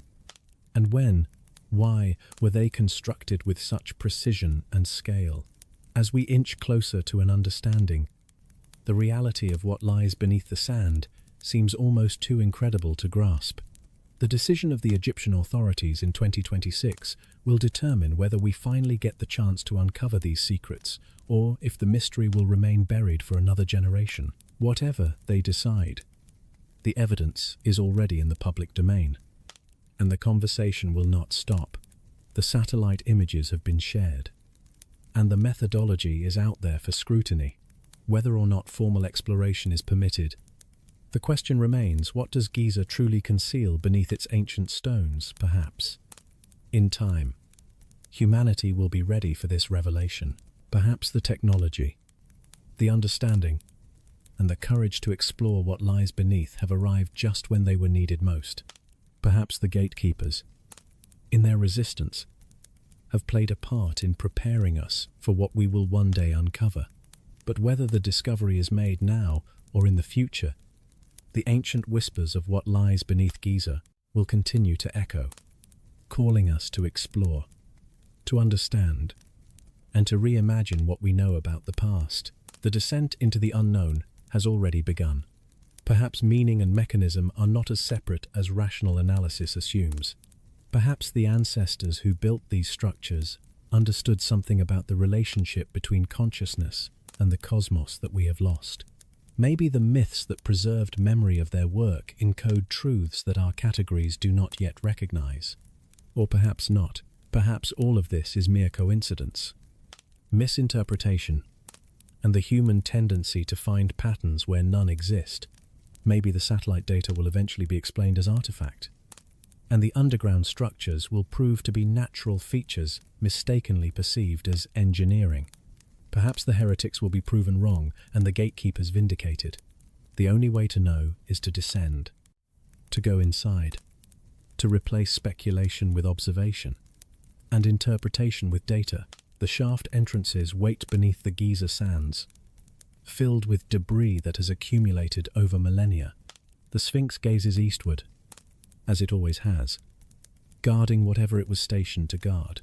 The pyramids rise against the sky, the capstones to depths we are only beginning to perceive. And beneath all of them, in darkness that has not known light since before our civilizations began, the truth waits. It has waited for millennia, through the rise and fall of empires, through ages of forgetting and speculation, through every archaeological expedition that scratched at surfaces without understanding what lay below. Perhaps now, finally, it will not have to wait much longer. The descent begins. Whether physical exploration is approved in 2026 or delayed for another decade, the descent has already begun. We are falling through assumptions, dropping through certainties, plunging toward a past stranger than we imagined, and a present that must accommodate revelations we did not expect.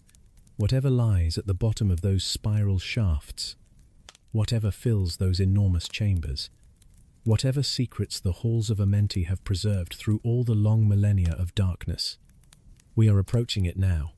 The instruments have shown us the door, and the choice of whether to walk through it remains. Thank you for joining me on this journey into one of humanity's greatest mysteries. The evidence is real. The questions are profound. The answers may reshape everything we think we know about who we are and where we came from. If this exploration has sparked your curiosity, and you want to follow developments as they unfold, please subscribe and enable notifications. Leave a comment sharing the question this topic raises for you. Share this with others who might appreciate a calm, science-driven approach to extraordinary claims. The information presented here represents the best current understanding of a rapidly evolving situation. Science proceeds by investigation, testing, and revision in light of new evidence. What we know today may be refined or revised tomorrow. That is not weakness. It is the strength of honest inquiry. Sleep well tonight, knowing that beneath the sands of a distant desert, structures that have waited in silence for ages beyond memory may soon give up their secrets. Dream of spiral shafts descending into darkness. Dream of chambers vast, silent, and old. Dream of the moment when light finally enters those spaces and we discover what our ancestors built there so long ago, where even the pyramids are merely the roof of their creation. The descent begins. The truth awaits, and humanity may finally be ready to receive it.